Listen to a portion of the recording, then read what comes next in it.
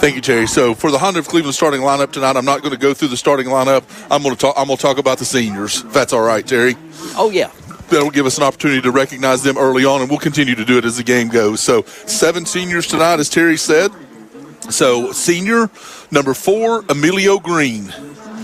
Number 9, Titus Matthews, a senior, wide receiver. Emilio Green plays wide receiver and defensive back. 13, Sloan Bolaños is the punter and the kicker. 45, Quentin Jones is a tight end and defensive lineman. Number 59, Joseph Merguia, who is an offensive and a defensive lineman. Number 77, John Hernandez, an offensive and defensive lineman. And number 79, Aiden Samanek, offensive lineman and defensive lineman. So there's your Honda of Cleveland, the starting lineups, but it's actually the Cleveland seniors tonight. And we'll talk about Farragut as we get into that, but just wanted to recognize, early on, recognize those seniors, Terry. And also time for the captains to meet at midfield. But before that happens, as Farragut comes onto the field, Greg, the Dale's Heating and Air temp at kickoff, I'm going to guess it's under 95. It is not 95, and if you reverse those numbers, it's lower than that as well. So it is 50 degrees right now here at Raider Field with a feels like of 48. It's going to be 36 tonight and no rain in the forecast, but it's chilly here in the press box. Yes, and they're selling down at one of the tents down below us here at the press box. They're selling Cleveland High blankets, and I think they're doing a pretty good business with that. So 50 is the Dale's Heating and Air temp at kickoff. Hey, it's that time of the year. Just call Dales.com. And the corn toss will be brought to you by Cleveland Fasteners and Supply. So we'll see as corn is in the air. It's that old two-headed corn they've been using for a while. Cleveland will call heads and win, and they will defer to the second half. So it's going to be the Farragut Admirals with the ball first to see which goal Cleveland wants to defend. The M&M go or the Raider Drive go? Greg, do you have a preference? I do not have a preference. I mean, one of them you can kind of smell M&M better. So if you want to go towards, you want to be on offense going towards the smell. But that's about the only way I would choose. That's how I would choose it if it were me. All right. So it's going to be Farragut on the receiving end of Sloan Bolaños kickoff, and we'll send it back to the station for this quick 30-second break. The kickoff brought to you by Don Lefford Automotive. We're back in 30. Imagine a truck that doesn't just own the road, it dominates it. It's not just about the destination. It's about the journey. And our new GMC Sierra is elevating every moment of that journey for me. It's not just a truck, it's a lifestyle. Don Ledford didn't just sell me a truck. They saw the lifestyle I wanted, and they found me that truck.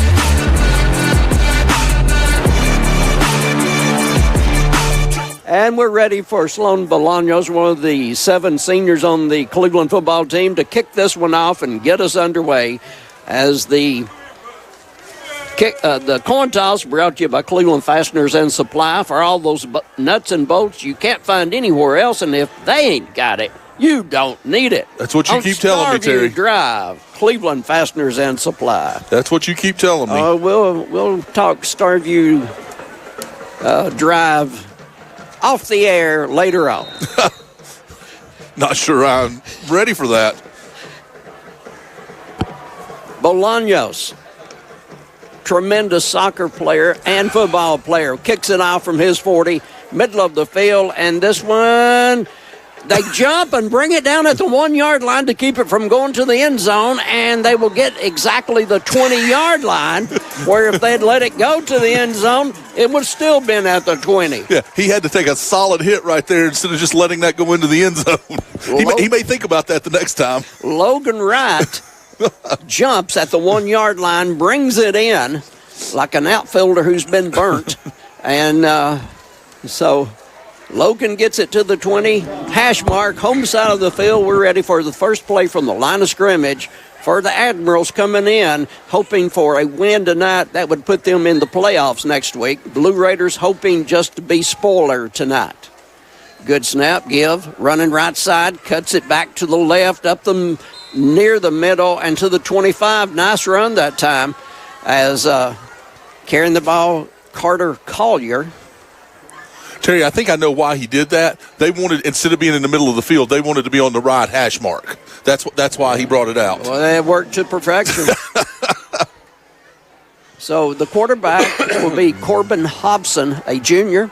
Corbin wants to fire left, loses the football, and covers it back at the 17. Did he get it? No, Cleveland got it. It's going to be a Blue Raider football. Turnover for Farragut already in the key of Cleveland drive zone near the 18-yard line. So for a change in fortunes, Cleveland comes up with the first turnover in the first quarter. Lacorius Edens, number 7, falls on the football there.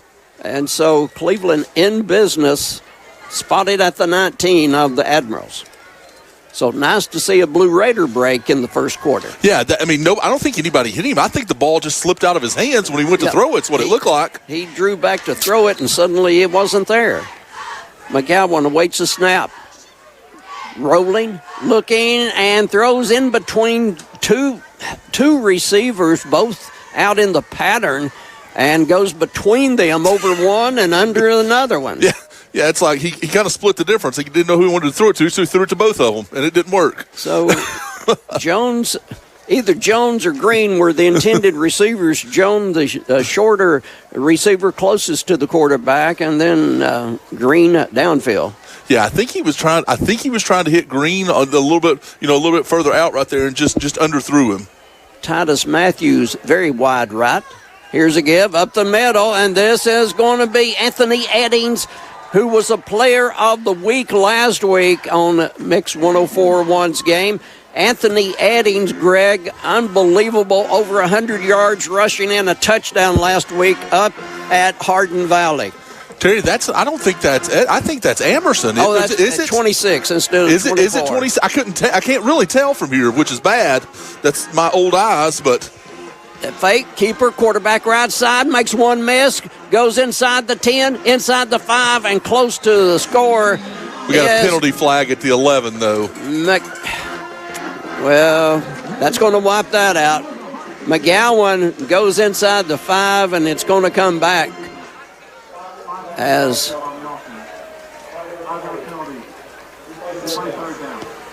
so bring that one back. And I did validate that is Amerson out there as the starter tonight, Terry. I finally got him. He finally got him facing me, so I could actually see the number. Just a little bit bigger than Ant, which is Anthony Edwards' nickname. So the ball comes back after the call back to the 18. So Cleveland 9 yards for a first down, and third down coming up. Yeah, that hurt a little. I mean, they were sitting at first and goal right there, and then now they're third and 8. And we have an official's timeout. Coach Brown wanted to talk to the official about something. I'm not sure. I couldn't see what the call was, but he didn't like the call, and he was asking the official something about the call. And still, we've got people that were down close to the sideline. Looks like they're coming back. No, that's going to be some school officials, and apparently a fan, as one of the assistant coaches comes over to the student section. Apparently we had a fan. I don't know if they had a noisemaker or what was going on, but we get a stoppage in action. And now back to play, 3rd and 9, Cleveland. High snap. McGowan, one-on-one coverage in the end zone and caught but out of bounds. Westfield on the reception, but he was out of bounds on the left side. He has a nice throw. He just led him a little bit too far out of bounds. Good coverage right there by Farragut, though, but he was able to get the ball, but it was out of bounds. Sloan Bolaños will attempt the field goal, and this one would be 34 yards. Hash mark, home side of the field.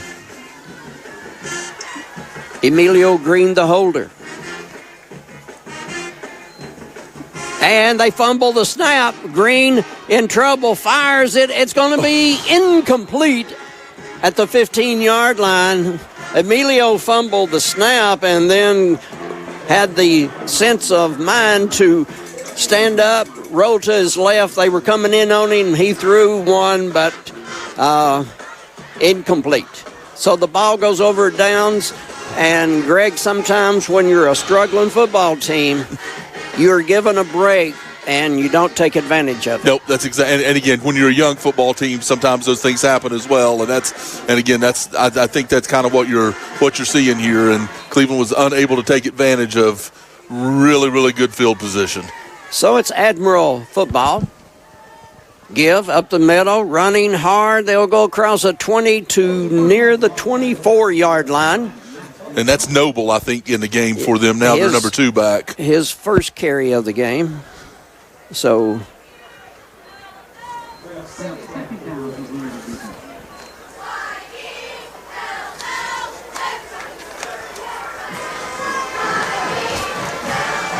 actually, Greg, is it? I think that was Nathan Jacobs, 14. 14? Oh, is it? Okay. It's 14, yeah. My mistake also. As he gets a 25, yeah, I called that wrong also. So I don't have him on their. Well, he's a freshman, according to the program.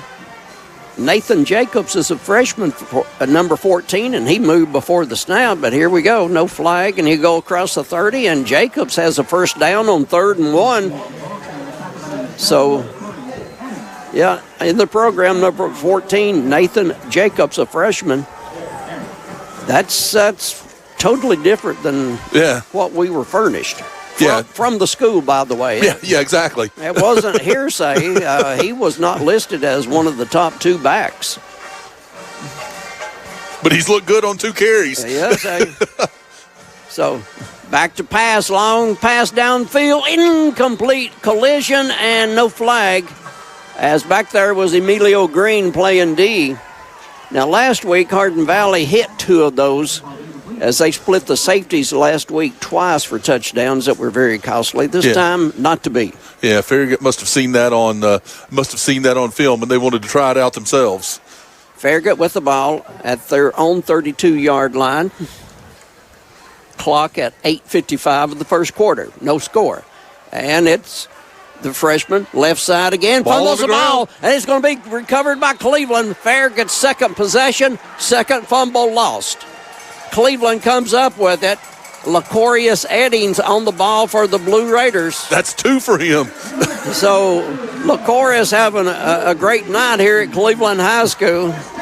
He's a fun interview. Talked to him earlier in the year on one of our pregame programs, and he and Anthony Eddings, cousins, and they're fun guys to talk to. So Cleveland given another opportunity, Greg, at the 41-yard line of Farragut.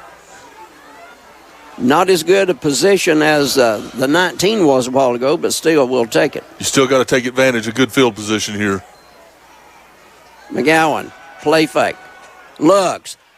Down the middle. Touchdown, Blue Raiders. It's going to be Kyrese Westfield on the catch in the end zone as McGowan aired it out, and Westfield beat the safeties down there to the end zone and caught it in the end zone for a Blue Raider touchdown. And what a throw, what a catch. Great communication between quarterback and wide receiver. And the Blue Raiders are on top in this one after a beautiful catch and a great pass with 8:40 to go in the first. What just happened? Well, suddenly we're not kicking that extra point. I didn't see a flag. I guess there was one. They're marking it off now. It's another 5-yard penalty. What a heartbreak. And as I'm talking and looking at the scoreboard and everything else, I didn't see what the official indicated, but 6 points have just been wiped off the board. I mean, that's 2 huge plays for Cleveland that have been wiped off the board. Well, can't speculate, so I don't know. So, anyway, it's going to be 1st and 15 for Cleveland back at their 46-yard line. And here's a give. Going straight ahead inside the 45. Blue Raiders on first down. So Terry, it was an illegal formation, is what the call was. Oh my! All right. Well, Emerson, the freshman, carries for Cleveland. So they don't give him any yards. Well, excuse me. Yeah, they did give him 4. And here's Emerson again. He'll go to the 40-yard line. Oh, just 2 heartbreaking plays. They would have been first and goal down here on that play, and then now this illegal formation would have been first and goal again, or would have been a touchdown again. So just 2 heartbreaking plays here early on for the Blue Raiders. Cleveland looks at 3rd and 9. Scored on first down, but it was called back because of the formation, and so 2 running plays, 6 yards, and now 3rd and 9. The whole first quarter has been played in Farragut territory. This one's at the 40-yard line on 3rd and 9. Motion back toward the quarterback. That's Scott. Here's a pass. It's going to be incomplete. And a long flag. The back judge just threw the yalla about 20 yards, and we'll see what. Oh, wow. That's way up the field, not back where the action was. That's a long way from where the pass was incomplete, near the 20. I'm afraid they're going to get Quentin Jones for an offensive pass interference. And the official, and here we go. Yeah. He basically got to the defensive back and just pushed him out of the way. I was afraid they were going to catch him for that, but that's not where he did it about 7 or 8 yards further down the field. So penalty is declined, and Cleveland has 4th down and 9 at the Farragut 40-yard line. Looks like a Cleveland Utilities power punt coming up with Bolaños at the Cleveland 46-yard line on a good snap. Got the punt away. It's going to hit at the 15, but roll the wrong way, and finally down by Cleveland, as that one did not go down the field after hitting the ground and went lateral. And it is down just over the 20-yard line by the Blue Raider coverage team. So Farragut with 7:17 to go in the first quarter, so we don't have a full 5 minutes in yet, and this is their 3rd possession, Greg. Yeah, this game may be happening at midnight if this keeps going like this. We may be here late. We may have to get some overtime tonight. Are you talking pay? Yes. Okay. Yeah, absolutely. Good snap. Hobson will give. Oh, what a hit by Cleveland. Well, the freshman running back for the Admirals just met Cleveland High's linebacker, and that was Natolis, right close to the line of scrimmage, actually 2 yards short of the line, and it was smackdown time. That's actually Nobles now. They're going to have to quit changing these running backs out, Terry. He's a little bit smaller than the other guy. That's actually 24 now. All right. Pass through the hands, and that one intended for Max Garfield, a senior. And this Farragut team, their starters are kind of like Cleveland. You've got a few seniors sprinkled in, but the majority of their starters are sophomores and juniors, just like the Blue Raiders. Well, I just need them to stop changing running backs out so we can actually figure out who it is. And the thing about it, Greg, we can't blame it on the uniforms like we could last week at Hardin Valley, which was hard to pick up their numbers. These are nice and big, white uniforms with blue letters and numbers and easy to pick out. So there's a pass incomplete. That one intended for Anderson Glover, sophomore receiver. And suddenly it's 4th and 12 for the Admirals. I'm telling you, we may set a record tonight for number of possessions. We might, if everybody's going to go 3 and out every time. Farragut's had the ball 3 times, and they have not moved the chains yet. And Cleveland, they've lost 2 fumbles, and finally it's going to be a punt time for the Admirals. And Cleveland's had the ball twice in Farragut territory, but unable to cash in. And we're near the halfway mark of a scoreless first quarter. So we're 6:30 left in this in the first quarter, and we don't have a first down yet. Nice high kick. Cleveland's going to let it hit at the 45. And then it's going to take a Farragut roll and finally be downed inside the Blue Raider 35. And for the first time in this game, the ball will be snapped in Cleveland territory. 49-yard punt right there by the kicker. So nice job flipping the field by the kicker there. So all the Farragut fans that were in the stands on their side of the field, now the other half of the Farragut fans get to see the ball up close. Well, there's so few of them, they could just move with the ball if they wanted to. Can I say that? No. Oh, no. Sorry. Yeah, they could just move with the ball.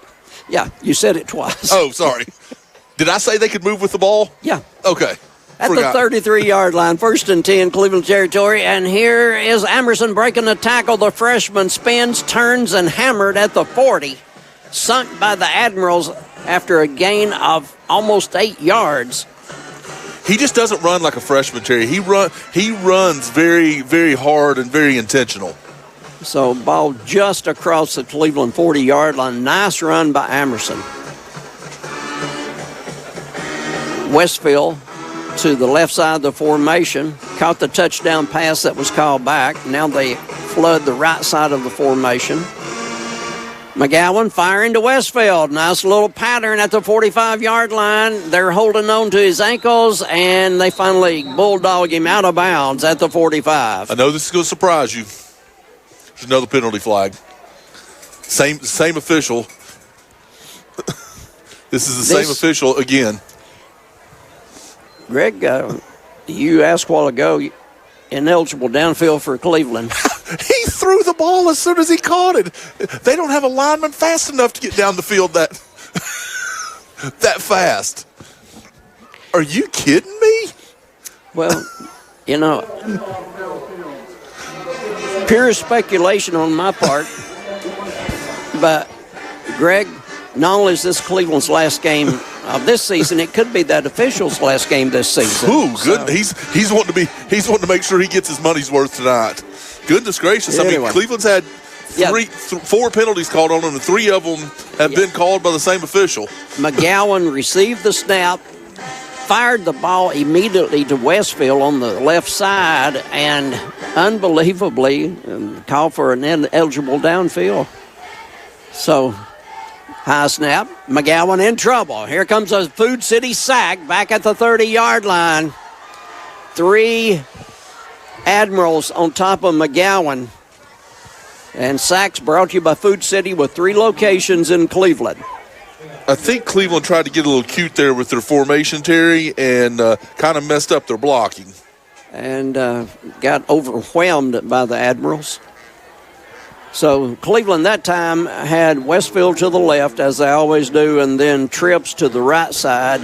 And not enough blocks there, as Greg said. So ball at the Cleveland 30-yard line on 3rd and 13. And here comes the crash again on the roll to the right side, firing McGowan, pass incomplete at the 43-yard line. No, they're giving him the catch. They gave him the catch, Terry. Okay. I'm not going to say makeup call, Greg. It sure looked like to me he was juggling it going out of bounds. Yeah, I'm glad we don't have replay.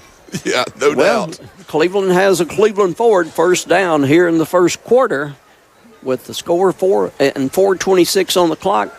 Cleveland nothing, Farragut nothing. Here's a give and running hard, making people miss and just sidestepping would-be tacklers going to midfield and to the 49 of the Admirals is Emerson. He's racking up some yards in the first quarter. Yeah, Terry, that's 5 carries, 27 yards here in the first quarter. And it's like when you see that, you go, okay, they've had a couple of first downs, but nope, they haven't. So, second down coming up. Emerson again, left side, and he'll be short just barely of a first down and thrown back with authority, and Emerson still laying on the field. I wonder if he landed on the football. He's going to come out of the game under his own power. Cleveland looks at 3rd and 1, and it's going to be Cam Wilson in there. See if he takes a direct snap. McGowan's still in there, so Cam Wilson will be beside McGowan.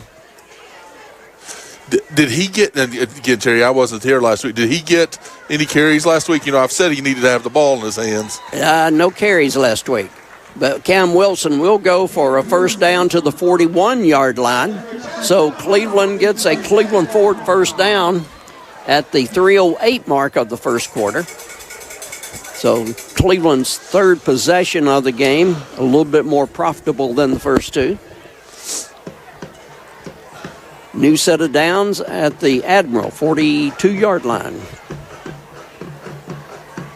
Jones resets to the left side. Very high snap. And here's a give. Cam Wilson will go forward as he'll go inside the 40 to the 38-yard line.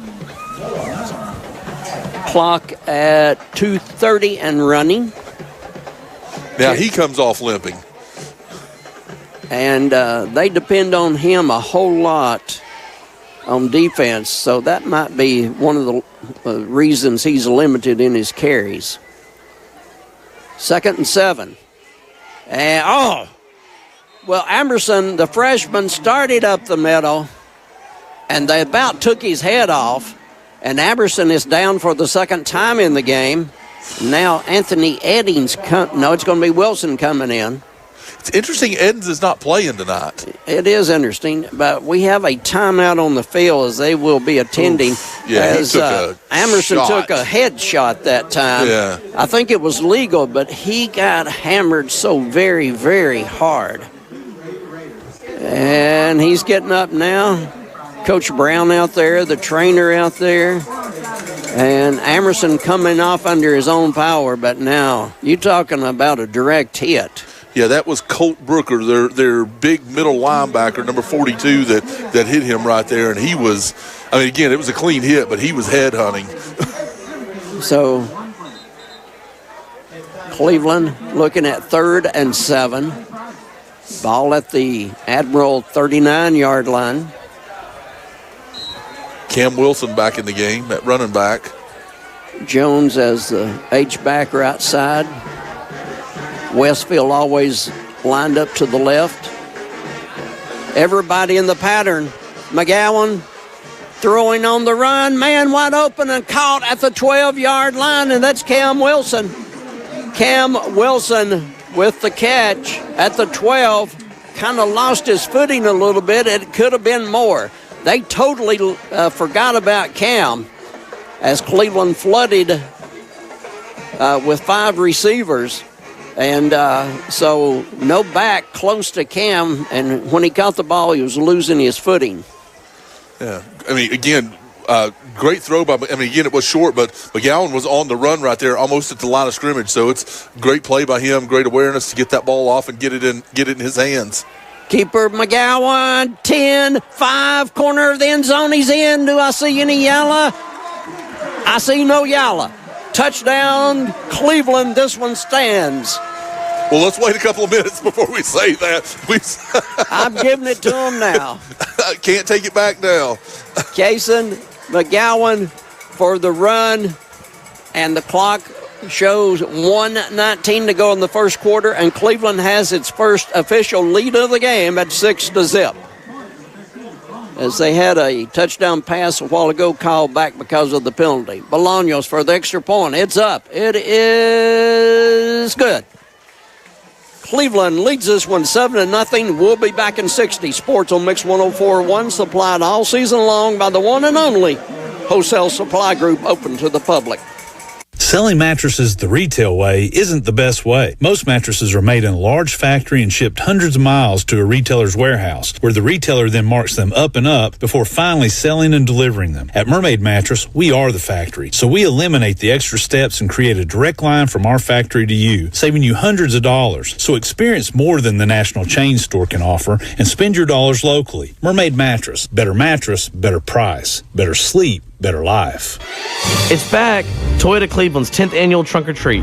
Join us Saturday, October 25th from 6 to 8 p.m. for a safe, family-friendly night of spooky fun. Candy-filled trunks, costumes, games, and plenty of treats, all absolutely free for the community. Don't miss the fun. Bring the whole family out for the 10th annual Trunk or Treat at Toyota Cleveland.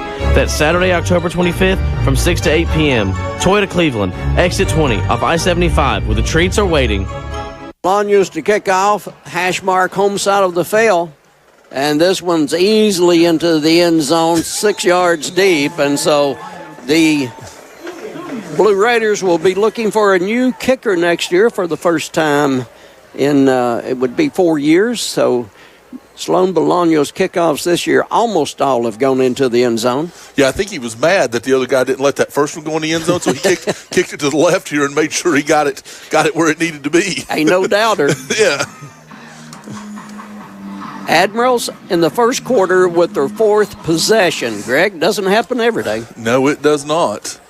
So 3 possessions right now and 14 yards of offense for them. Hobson will hand off big, opening left side, first down and more across the 30, 35, short of the 40. But what a run on the first down. And that was the freshman. Yeah, again, carrying the ball, Nathan Jacobs.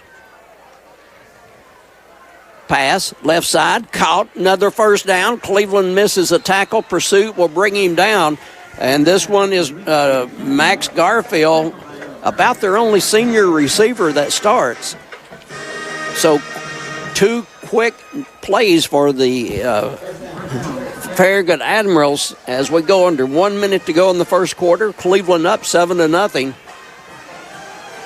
First snap in Cleveland territory by the Admirals. And the freshman quarterback the running back Jacobs cuts it to the right side. No D there, and he'll go inside the 40. And to be spotted at the 37. Greg, they have run 3 plays to perfection here after not getting anything on the first 3 possessions. Where was this Farragut team their first 3 I believe possessions? they've changed uniforms. This is a completely different team right now. Jacobs again up the middle with running room. Cleveland not there. Inside the 30 to the 27-yard line. Close to a first down. We'll see if they move the chains. And yes, about 4 plays now and 4 first downs. Yeah, I mean, they're 4 plays, 4 first downs right now. Figured almost in the key of Cleveland drive zone. Pass caught, and Garfield will stretch it out short of the 20, but he stretched not much out to quite a bit. Garfield at 6'1", 190. Quarter comes to an end at the end of 1. Cleveland clinging to a 7-0 lead here at the final game of the year, senior night at Cleveland High School. 7-0 Cleveland, and we'll be back in 60. Jersey College is a nursing school where faculty know how to give you the resources and support you need with encouragement and real connection. Hi, my name is Ebony, and I'm a graduate of Jersey College. I felt like Jersey College truly cared about me. This experience was a life changer for me. It's a great feeling. You have to try. Don't doubt yourself. If I can do it, anybody can do it. Classes are enrolling now at our campus in Cleveland. Apply now at jerseycollege.edu. Is your home too hot in the summer and too cold in the winter? At Central Heat and Air, your local HVAC experts, we've got you covered. Our top-notch technicians provide fast, reliable service to keep your home comfortable year-round. From installation to maintenance, we handle it all. You'll never be left out in the cold or the heat. Call Central Heat and Air today at 423-478-7778. That's 423-478-7778. Or visit us online at docsair.com. That's DOCSAIR.com. Central Heat and Air, your healthy home company. First quarter was brought to you by Cleveland Ford. As we go to the second quarter, Cleveland up 7-0. Second quarter brought to you by USS, your waterproofing and foundation experts, USSTN.com. As the Admirals come to life here on this possession and have big yards for about 4 consecutive plays. This time the freshman Jacobs will be cut down after about 4 yards. So that's the best Cleveland's D has looked against the Admirals on this particular drive. Yeah, he's all of a sudden 6 carries, 49 yards after 3 10-plus yard carries here in a row at the end of the first quarter. 3rd and 3 just inside Cleveland's 20. So they're in the key of Cleveland drive zone. And movement by one of their offensive linemen. I was hoping they were going to call that. Just a shade quicker than everybody else. Maybe he'll get him for ineligible receiver downfield. Good one. That's a really good one. I think that's their first mistake, It Greg? is. Yes, sir. Okay. So back to near the 24. And Jacobs, the freshman, is still the running back. And Jacobs has it and goes inside the 20 to near the 15-yard line. The official spot will be the 16. Early second quarter, the Admirals are threatening. Terry, you can't convince me that he's a freshman. He doesn't look like a freshman. He doesn't run like a freshman. He doesn't. You just can't convince me that he is a freshman. I think we got the wrong number or something. Under center this time. Heavy package to the right side. Quick snap. It's Jacobs behind. Monsters blocking up front. He'll go inside the 10. Jacobs to about the 7. That was a lot of beef up front blocking yes, for him sir, that it was. time. Yeah, they had a lot of weight in there. Their two backs side by side there on the right side blocking for him behind a big offensive line, and they just crushed Cleveland's D, and they're going to try to run the same play again. And Nobles fumbled it. That was Nobles that time, and he fumbled it, but he fell on it. Different running back that time, who is a lot smaller than Jacobs. Yeah. And the ball at the 5. 2nd and goal to go. I mean, how do you take Jacobs out of the game right there? Unless he has a cramp or something, I'm not sure. Again, under the center. And this time it's Nobles from 5. He's in. To the right side.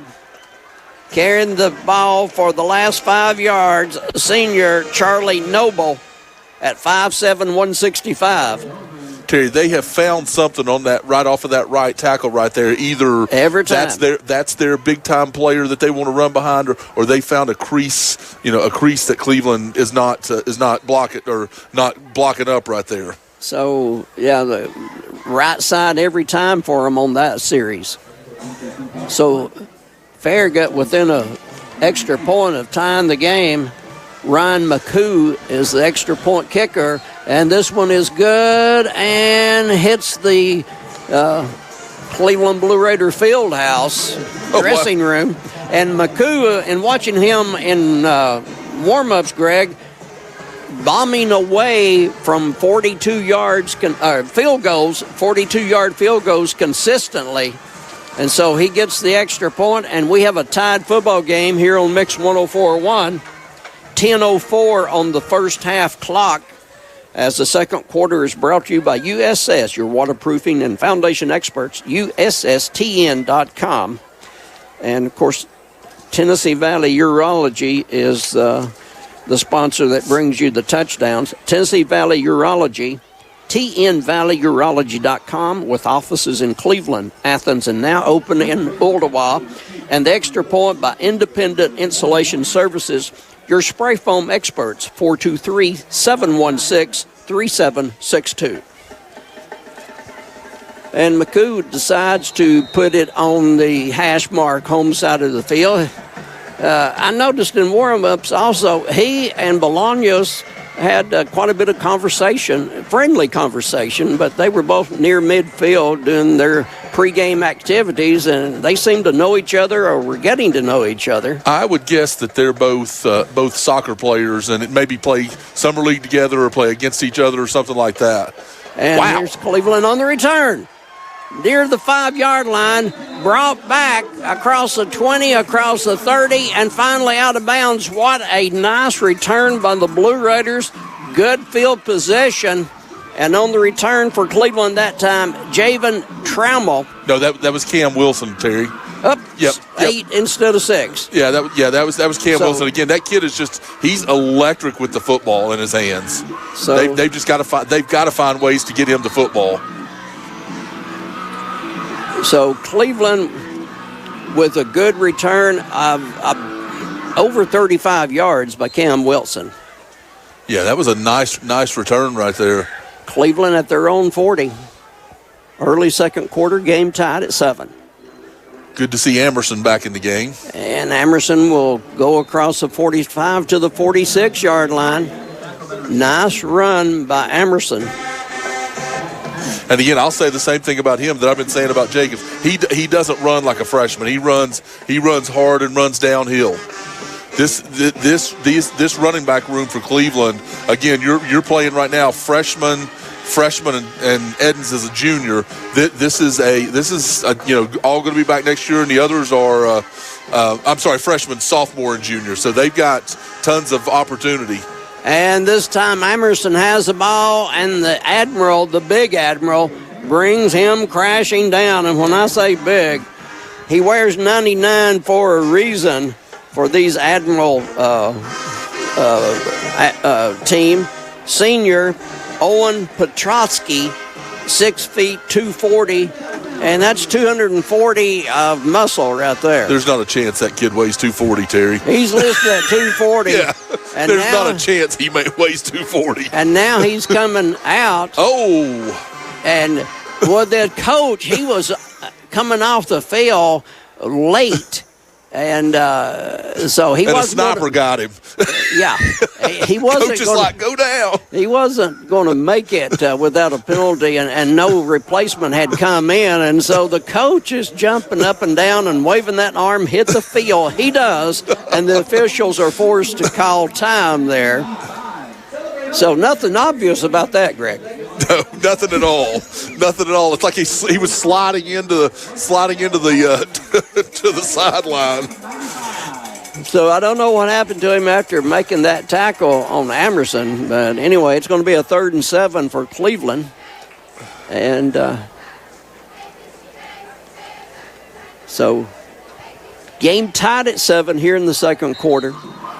We'll have the Southland Finance halftime show coming up in exactly 8 minutes and 46 seconds. You can set your watch by it. Of course, that's play time and not continuous running. Cleveland's last game of the year, senior night, October 30th, 2025 here in Southeast Tennessee. Again, a high snap. It's been that way all night. Pass, and it's going to be caught. Quentin Jones, and Jones, who has touchdowns the last 2 games, will make people miss, and Quentin Jones, a senior, will go to the 44 of the Admirals. Great to see him making such nice moves. That was a nice, again, a couple of nice moves right there to get to the first down marker, because he was going to be well short, and a stutter step there and had him fly by him, and just a couple of nice moves to get the first down for Cleveland. Got his first touchdown 2 weeks ago, second touchdown last week at Hardin Valley. Play fake. McGowan deep in the middle of the field. Picked at the 10-yard line. That one had too much air under it. Westfield had to step toward the post, but the ball hung up in the air, and it's going to be picked by the Farragut Admirals. And so Cleveland's drive to midfield will come to an end. Just a little bit too much in the air, and the safety recovered and picked it off. Yeah, and it was short. It was short as well. So Westfield was going to have to come. Westfield had cleared him, but he had to come back for the football, and and that gave the defensive back time to get there. So ball goes back over to the Admirals, 7-7 here in the second quarter. Senior night. Noble's the running back. I saw him run on the field. Cleveland going to crash, and they'll break through that line to the 15 and near the 20-yard line, close to a first, depending on the spot, maybe a yard short. So they are controlling the line of scrimmage, and Cleveland is not getting a clean hit until giving up about 7 or 8 yards. Yeah, these offensive linemen are basically getting them down, pushing Cleveland down the field right now. Same deal, but this time Cleveland will stop him, but not before he has a Cleveland Ford first down. So move the chains as it's at the 21-yard line. New set of downs for the Admirals.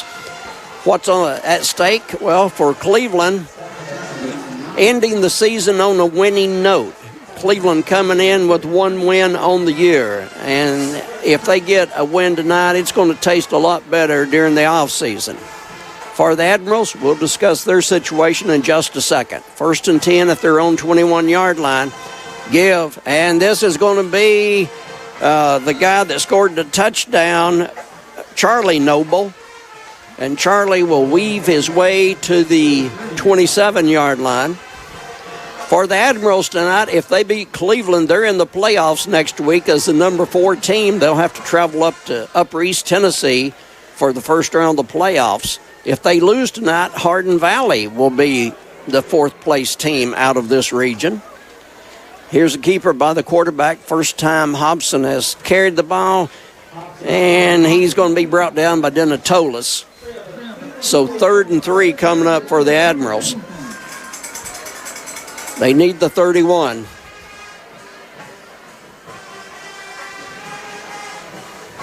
Hobson gets them set. Good snap. And it's going to be, again, carrying the ball, Charlie Noble. And Noble gets the first down, so they convert on 3rd down. Keep the drive alive. Halfway through the second quarter, game tied at 7.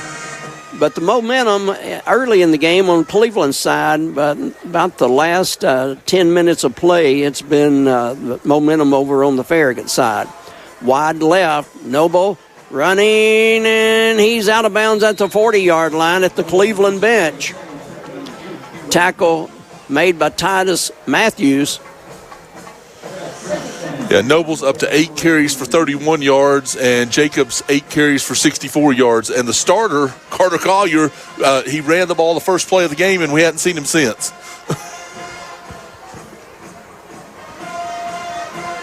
So Charlie Noble, a senior, at 165. Here comes Cleveland crashing in, but with time, firing, Hobson overshot his intended receiver. Crossing or cutting to the outside that time. Pass intended for Anderson Glover, but they overshot him. That one had a possibility if it had been a little bit lower. Yeah, he had some green grass up the field that he was going to get. That was going to be a big gain if he catches it. Twins very wide to the visitor side of the field. Cleveland comes crashing through, but they sidestep that. It's the freshman back in there across the 45 to the 47-yard line. Jacobs, Nathan Jacobs. I tell you, Greg, if he is a freshman like it's listed here at 5'11", 180, I'm not looking forward to the next 3 years. The young man has a future ahead of him. Yeah, and he's good sized already. So if he gets stronger and things like that, he will be a force to be reckoned with. Picks the hole very well. Quick toss left side, caught, and Cleveland will put him down at midfield. Coming up with a quick hit will be Blue Raiders. And right at midfield, as Scott brings him down, Kyrie Scott, a junior. Terry, at some point, they're going to have to call these running backs for a false start. They are leaning and moving long before the snap, almost every single play. Well, we only have 2 officials back there watching them. So. Yeah. Pass caught, nice catch, Wow. hanging on. In traffic, tackled by Titus Matthews, but coming up with the catch is Anderson Glover, just a sophomore, but he looked good on that. Just great hands right there going and getting that ball, Terry. Absolutely. And that had some zip on it. That was a nice play. Here's a give, late handoff, and Charlie will carry the mail down to the 31.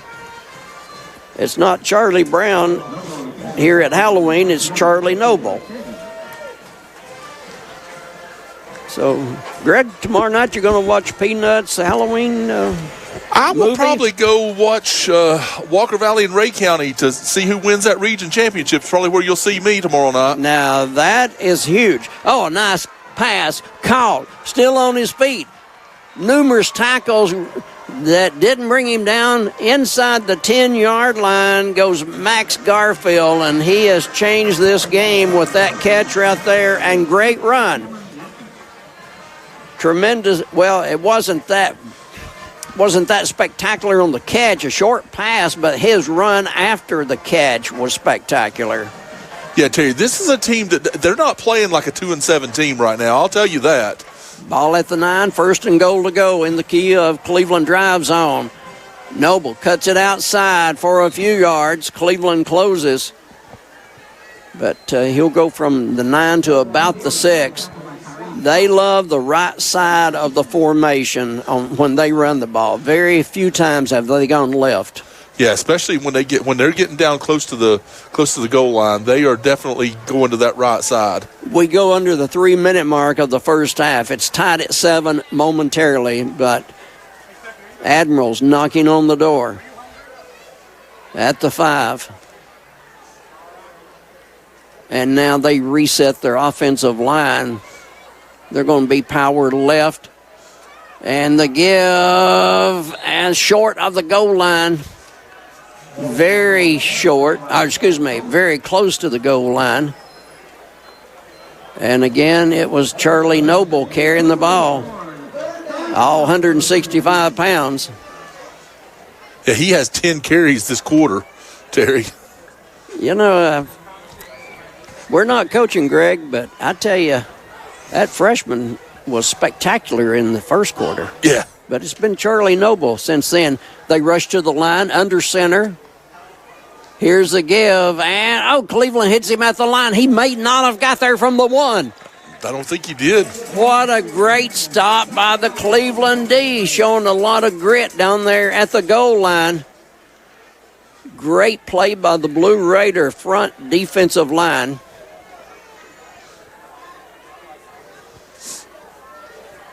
Oh, they brought Big 99 in now to play tackle. Yeah, the actor.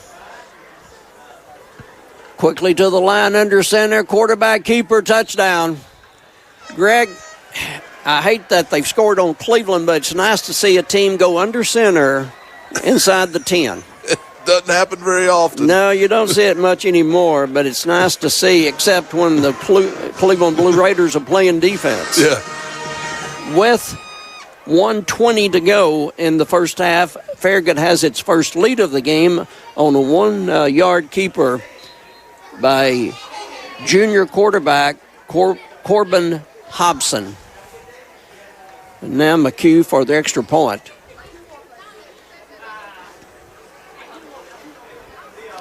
Everybody set. Snap. Placement. Kick. And it's good. Farragut leads 14-7 here on Mix 104.1. We'll be back in 60. Sports on Mix 104.1, brought to you all season long by Wholesale Supply Group, open to the public.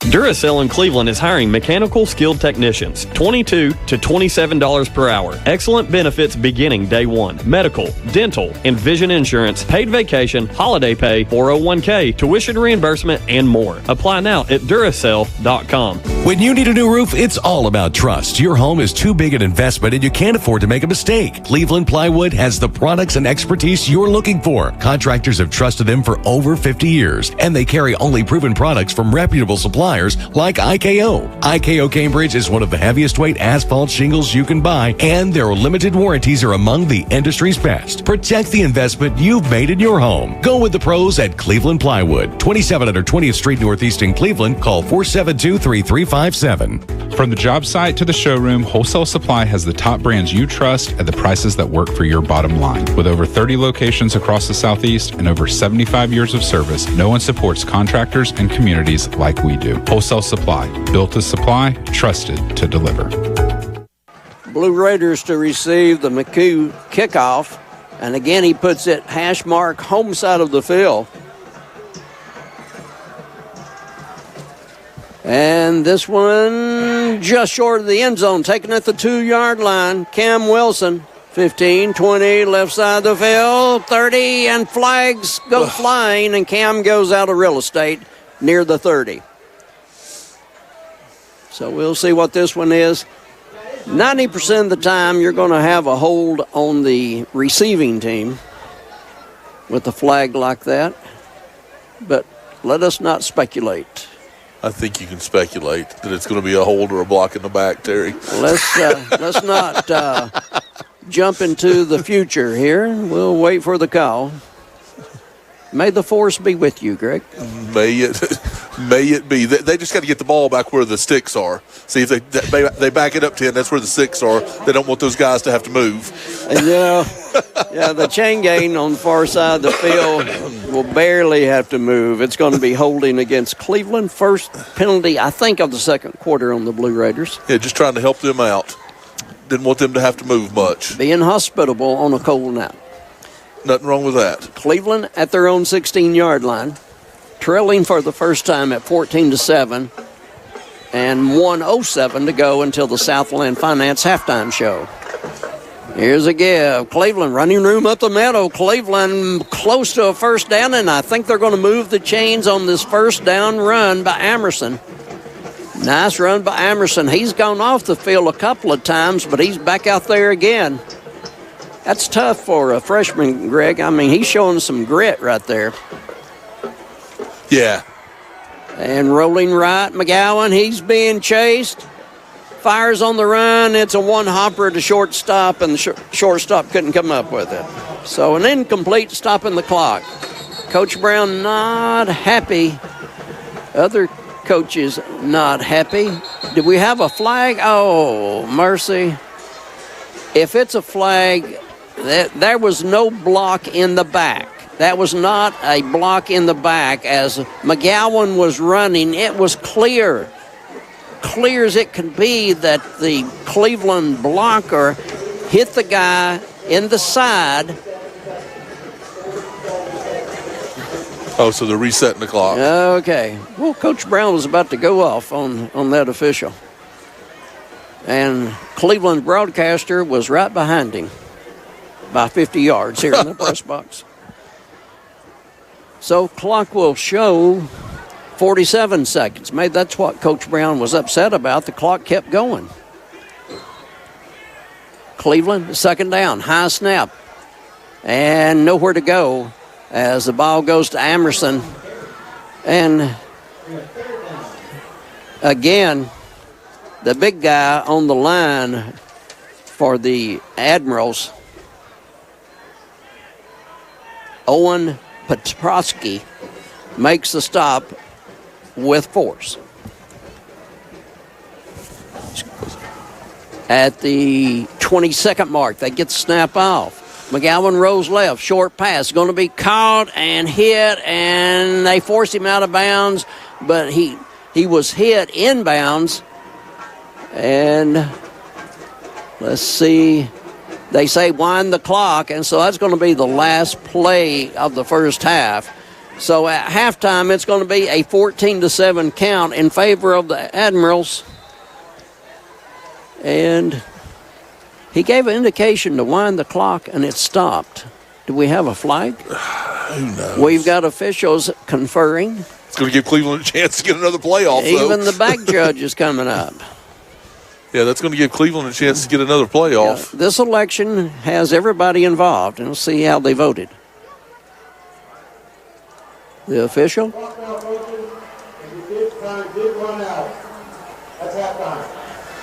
The clock did run out, even though it shows 9 seconds, and it's halftime. That's the official explanation. We'll go with it and say, stay tuned for Hardy's Friday Night Blitz. Halftime score on Mix 104.1. The Admirals 14, the Raiders 7. We'll be back in 2 minutes.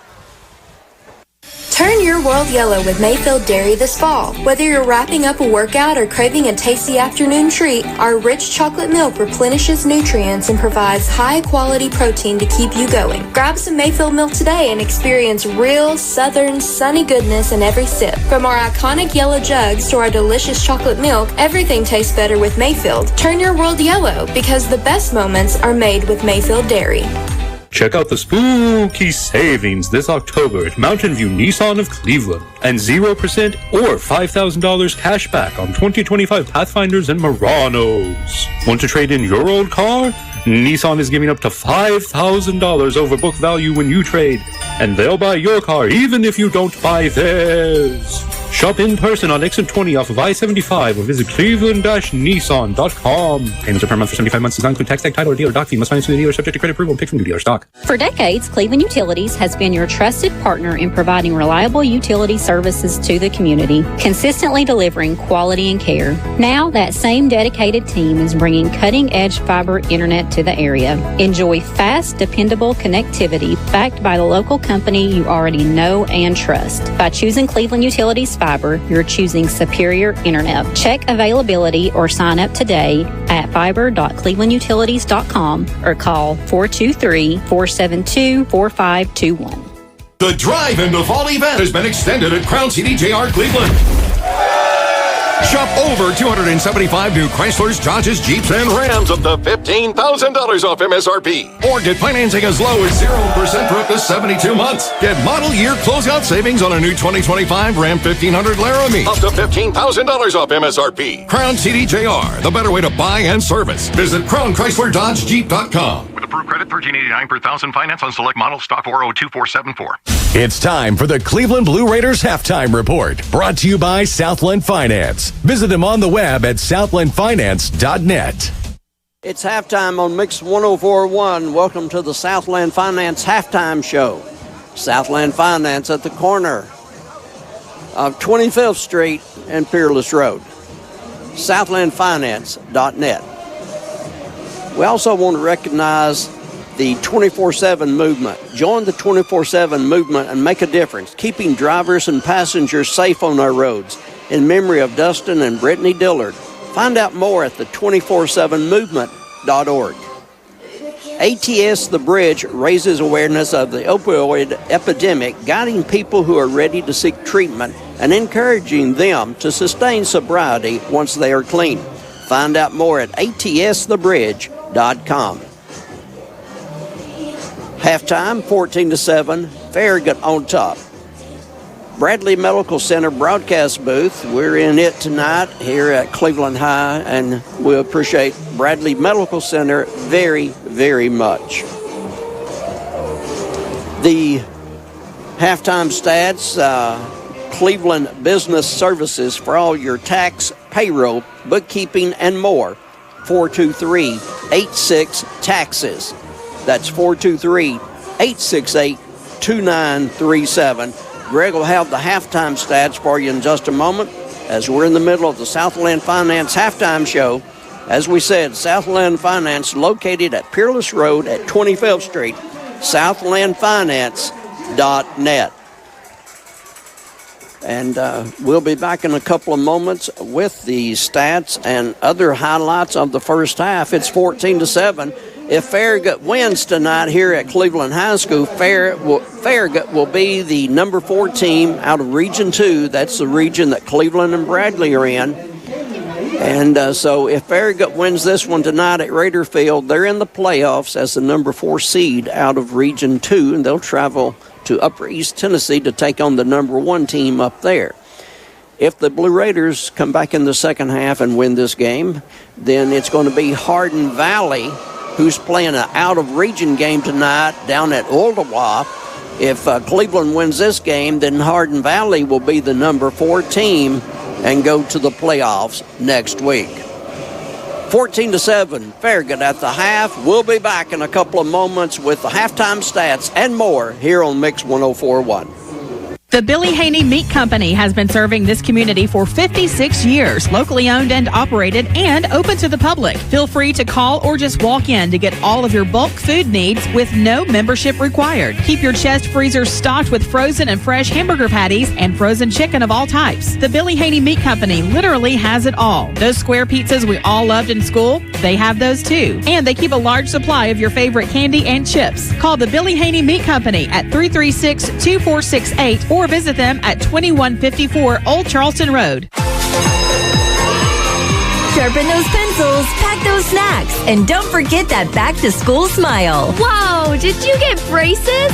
Yep, I went to Pediatric Dentistry and Orthodontics of Chattanooga. They let me pick these colors. It was so easy.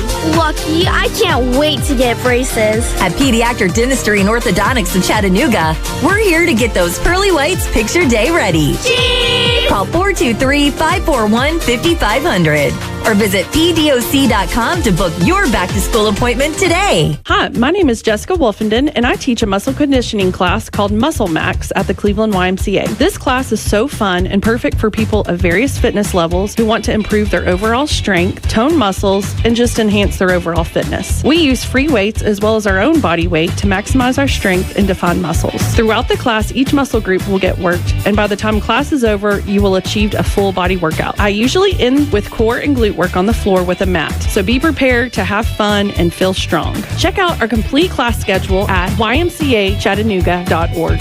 Struggling to find the right nuts and bolts? Stop searching, because Cleveland Fasteners has what you need. Since 1992, we've been Cleveland's go-to source for hard-to-find fasteners, hydraulic hoses, and top-quality tools for maintenance and construction.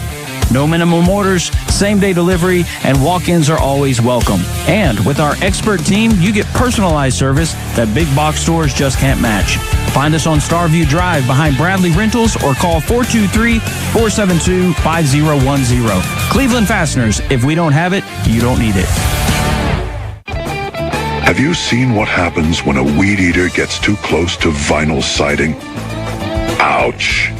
Choose steel siding from Best Buy Metals, available in board and batten and lap siding options. Permanent siding from Best Buy Metals is custom manufactured to the half-inch for a perfect fit. Stop by a showroom or go to bestbuymetalroof.com to learn how you can protect your structure. Hi, this is James with Cleveland Business Services. We're here standing by ready to help any local small businesses with a variety of needs. And we can handle just about any tax situation you find yourself with, whether it be business, personal, or a combination of both. Our personal tax returns start at $39. We can help you get filed using our app. We can schedule you an in-office appointment, or you can simply drop off your tax documents and be filed within 48 hours or less. Reasonable rates and a dedicated staff are just a few reasons why Cleveland Business Services is a great choice. Give us a call today at 423-86-TAXES. That's 423-868-2937. To the halftime, brought to you each and every week by Southland Finance. We appreciate them so very much. For years, they have been our halftime sponsor on basketball and football, and so thank you, Southland Finance. SouthlandFinance.net. With the halftime stats, here's Greg Phillips. Thank you, Terry. So for the score, we'll start with the scoring. Starting out the first drive, Cleveland Bolaños, the field goal was fumbled, so didn't get a kickoff, so no good there. And then next 2 drives later, Cleveland drove the ball down the field. 10-yard touchdown run by McGowan. Cleveland leads 6-0. Bolaños with the extra point. At the end of one, it was 7-0. All Farragut in the second quarter. Noble had a 10-yard run, or I'm sorry, a 7-yard run. I didn't have that put down there, so that's why I was pausing a little bit. And then extra point good by McHugh, and then Hobson had a 1-yard run, extra point good by McHugh to make it 14-7 at the half. For Farragut, Corbin Hobson, the quarterback, was 5 of 9 for 56 yards, 56% completion percentage. Carter Collier is the starter. He only had 1 carry for 6 yards. And then Nathan Jacobs, 10 for 71. And Charlie Noble, 11 for 48. So they were 24 carries, 127 yards. I'm sorry, Corbin Hobson had 2 carries for 2 yards, and one of those being a touchdown. Sorry, so that's 24 carries, 127 yards. 3 receptions for 41 yards for Garfield, and 2 receptions for 15 yards for Anderson Glover, 183 yards in the first half. 116 of those in the second quarter for them. For Cleveland, McGowan, 3 of 6 for 41 yards and an interception. He had 2 carries for 5 yards and a touchdown, because one of those was a sack. Emerson was 11 carries for 46 yards, and Cam Wilson had 2 carries for 10. So Cleveland was 15 for 61 in the first half. Kyrese Westfield had 1 catch for 2 yards. Quentin Jones, 1 for 11. Cam Wilson, 1 for 25, and Emilio Green, 1 for 14. Cleveland had 102 yards in the first half. That's your halftime stats. All right, Greg, thank you very much. As we will send it back to the station momentarily for just a couple of moments. Back to Keeley here during the Southland Finance halftime show. When we come back, we're going to talk about the big game tomorrow night. That game will be up at Walker Valley. Huge game as Ray County comes over to Walker Valley. A lot of playoff situations there. We'll talk about it. We'll talk about Bradley's game tonight, and also about Cleveland for the second half, what they have to do. All of that coming up on the Southland Finance halftime show in just a couple of moments. This is Dr. Brian Beard with the Center for Cosmetic Dentistry. Have you been told you don't have enough bone for dental implants? Mini implants might be your answer.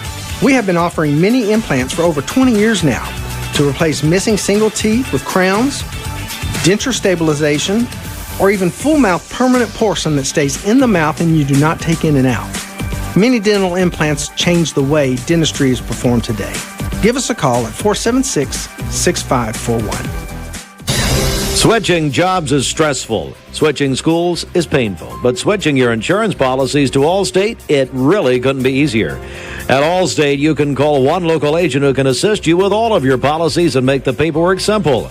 Here in Cleveland, Allstate agent George Gray can help you protect everything from your home, car, boat, and motorcycle to your RV, ATV, and more. See George Gray, Allstate Insurance on Keith Street. Are you in good hands? At Bradley Medical Center, our pledge is excellence. Every person, every time. From the beginning, we've understood that it's the people who make our town special. We all have a job to do, and we all depend on one another. At Bradley, our role is to make sure that you and your family can access the care you need when you need it from a medical team you can trust. And we're more present than ever. Bradley Medical Center, bringing it all back home. Whirlpool Cleveland is currently hiring for entry-level production roles. Starting pay $18.25 per hour, jumps to $19.35 per hour after 90 days. Benefits start on day one, including medical, dental, vision, 401k, life insurance, and more. 120 total hours of paid time off. 10 hours the first 3 months. Remaining balance after 90 days. Apply at jobs.whirlpool.com. Jobs.whirlpool.com. Leisure Time Bowling is Cleveland's party place. Birthday parties for children, teenagers, and adults. Birthday parties at home take a lot of work. A lot of decorating, cooking, cleaning. Let Leisure Time Bowling do the work for you. Custom party packages are available, including some with Cosmic Bowling. Call 728-2988. 728-2988. LTBowling.com.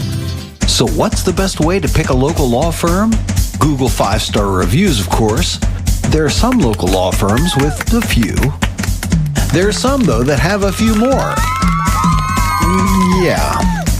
But if you want the local law firm with the most 5-star reviews, well, that would be Warren & Griffin by a long shot. I'm Seymour. I'm John Moore. We have more 5-star reviews than any law firm in this area. Call us at 265-HURT. We are your local law firm. Southland Finance halftime show here on Mix 104.1. Terry Evans, Greg Phillips here at Benny Monroe Stadium as the Cleveland High Blue Raider Marching Band performs down on the field. The score here is Farragut 14, Cleveland 7 at the half. Over on 101.3 ESPN Cleveland. In the second quarter, Bradley over Bearden. That is in Knoxville. Bradley 23, Bearden 6. Gary Ornby, RC Talent with that game on 101.3 ESPN Cleveland. Big game up at Maryville tonight in a fight for the region championship. It's going to be Maryville 27, Oak Ridge nothing at the half. So Maryville easily in control. Greg, you got to do the TV game last week of Maryville-Bradley. What did you think? So we saw Maryville early in the season, and they were good. But, Terry, when I watched them play against Bradley, they were great. That was again, they're always a complete football team, but they just did everything right. They had their way with Bradley, and it was you could tell they have grown as a football team. They're going to be hard to handle. They're going to be hard to handle. They may be going for state championship number 19 after seeing them last week. And let's see, other scores. Hardin Valley is leading Ooltewah at Ooltewah 21-7 in the second quarter. That is a non-region game. I guarantee you they got their eyes peeked here at Raider Field to see what's going on here. Absolutely. If Farragut beats Cleveland, Farragut's in the playoffs next week on the road. If Cleveland wins tonight against Farragut, Hardin Valley finishes number 4 in the region and goes on the road next week. Big score from Middle Tennessee that we had a moment ago. Where did he go? Here we go.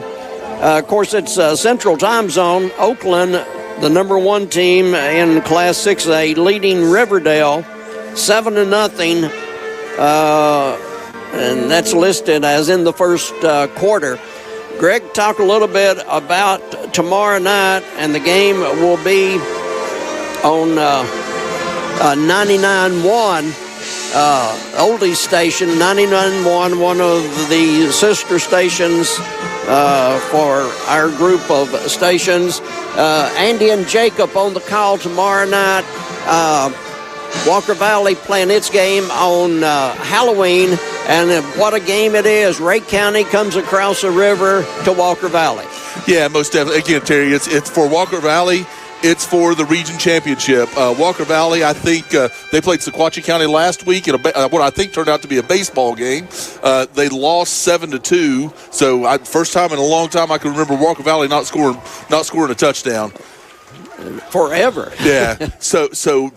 But I think they were looking to this week. I think they, again, that game meant nothing to them. Again, you want to win them all, but I think they were already looking to this week. This game, they win this game tomorrow night. They are the region champs, and that gives them 2. And again, I haven't looked at the schedule, but at least 2 home games. And depending on where it falls, it could be 3 or 4 home games. So this is a hugely important game tonight. And I can't talk to what happens if they lose, because if they lose, it's going to be a 3-way tie. It's going to be East Hamilton will have beaten Ray County.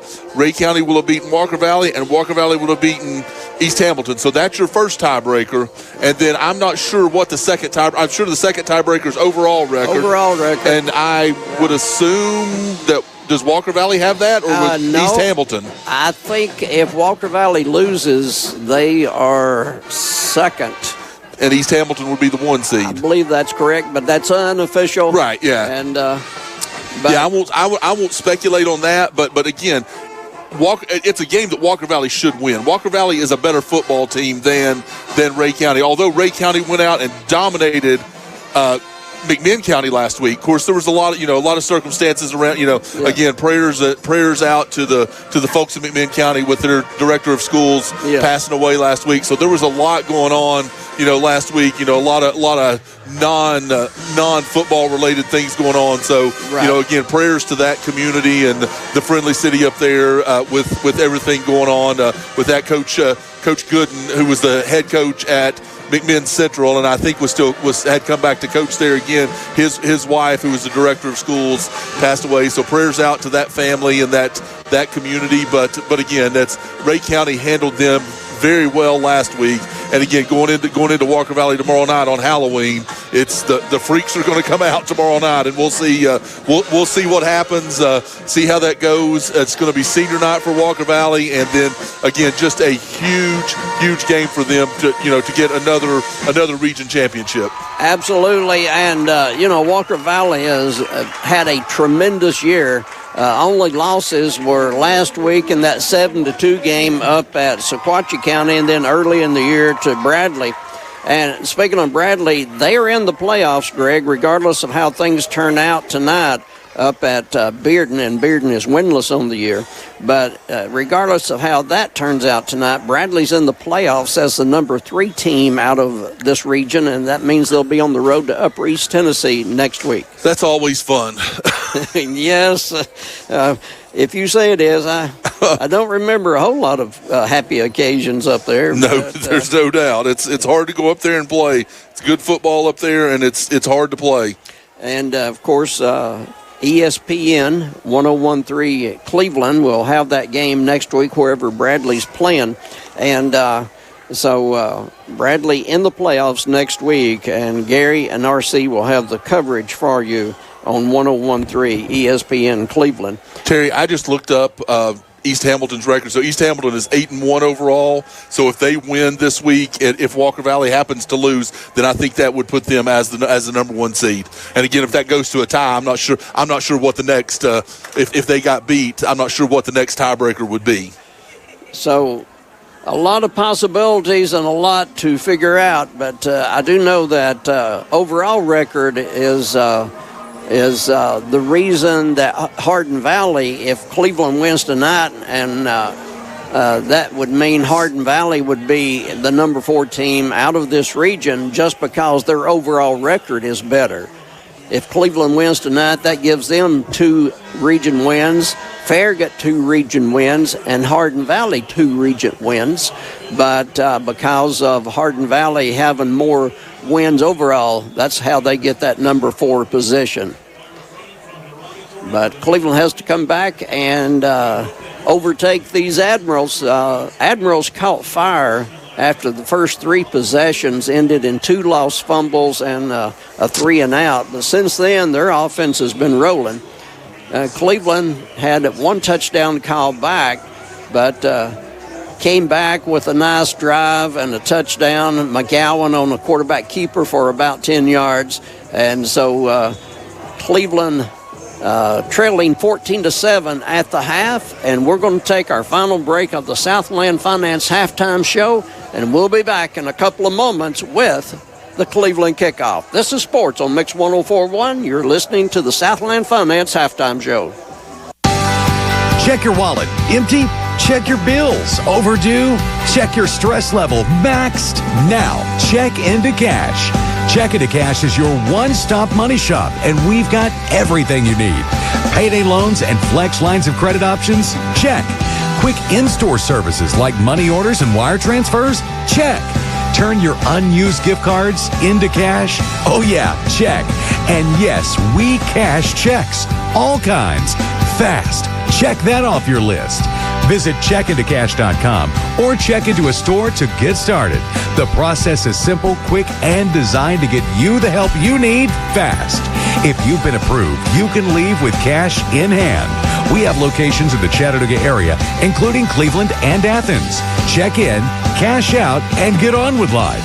Check into Cash. We fund today to make a better tomorrow. Subject to state regulations, eligibility, credit check, underwriting, and approval. Rates, restrictions, and fees apply. Visit a store for details.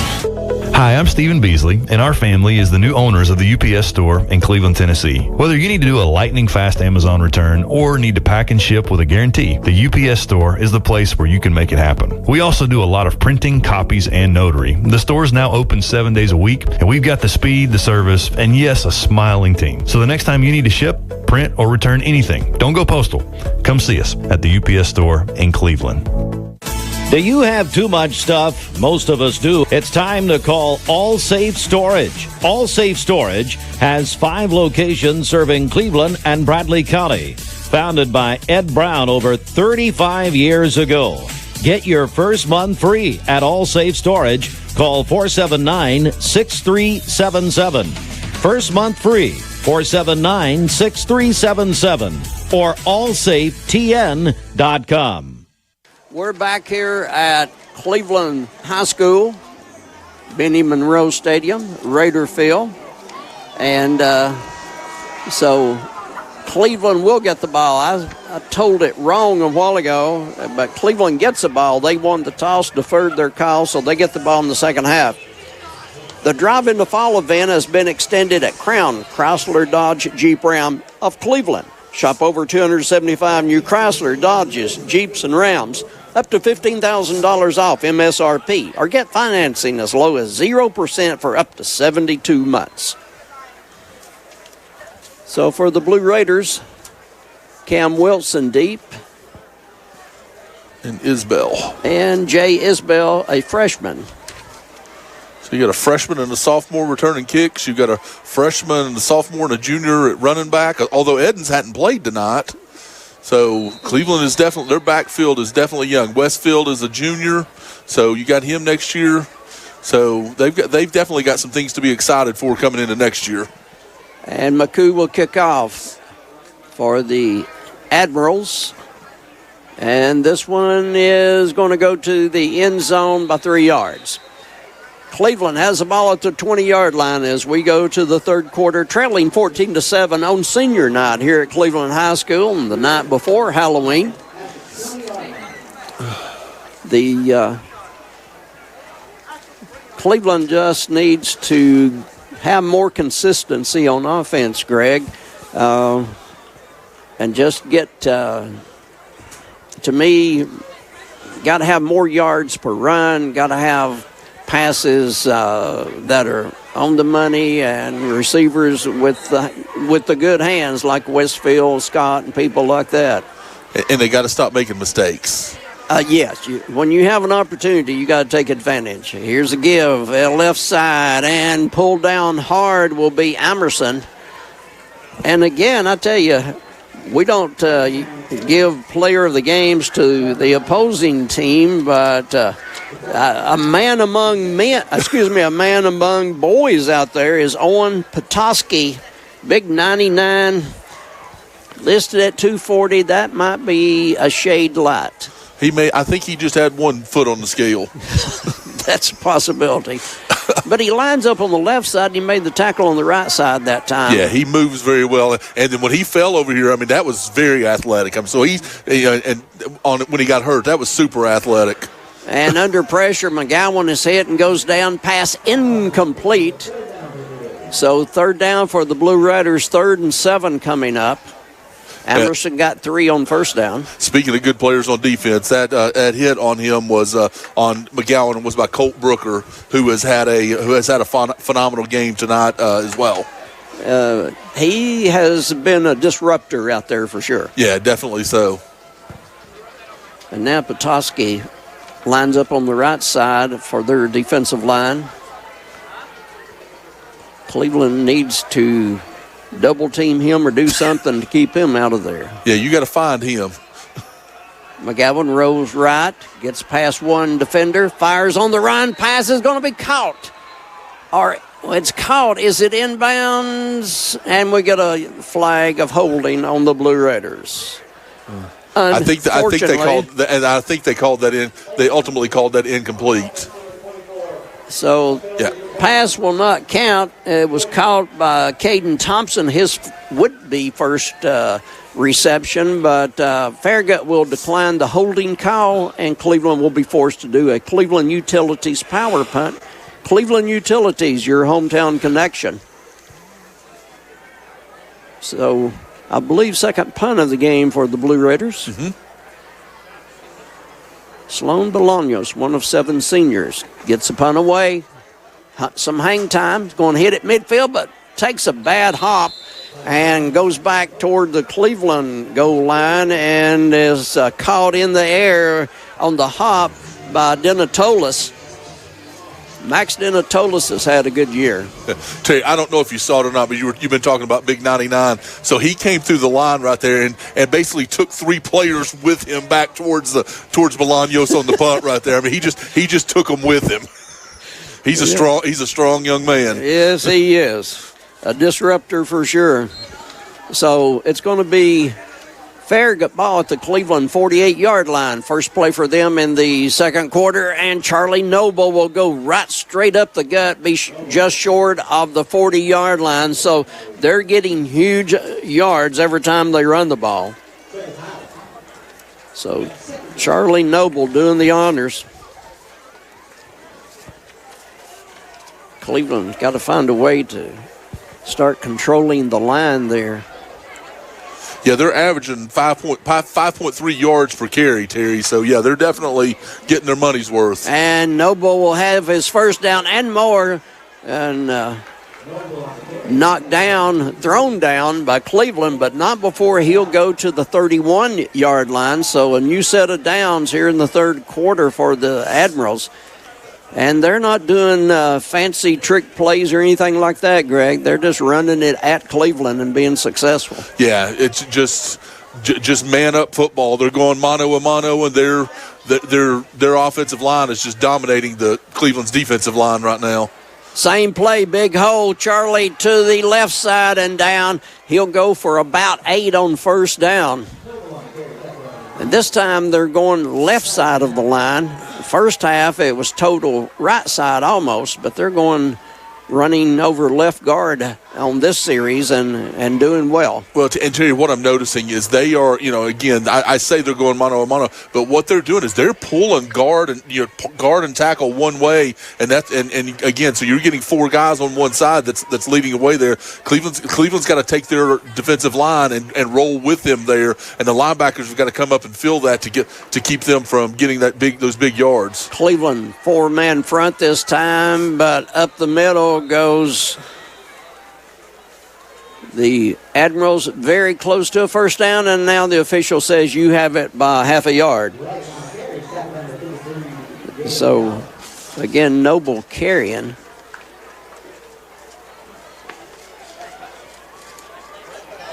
So a first down.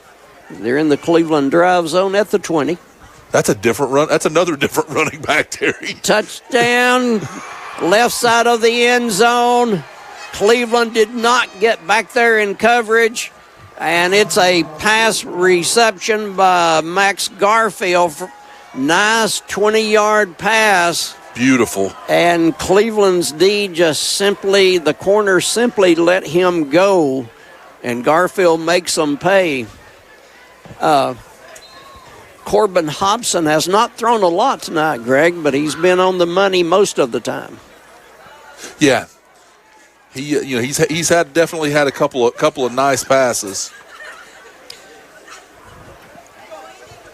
Kick coming up here by McHugh.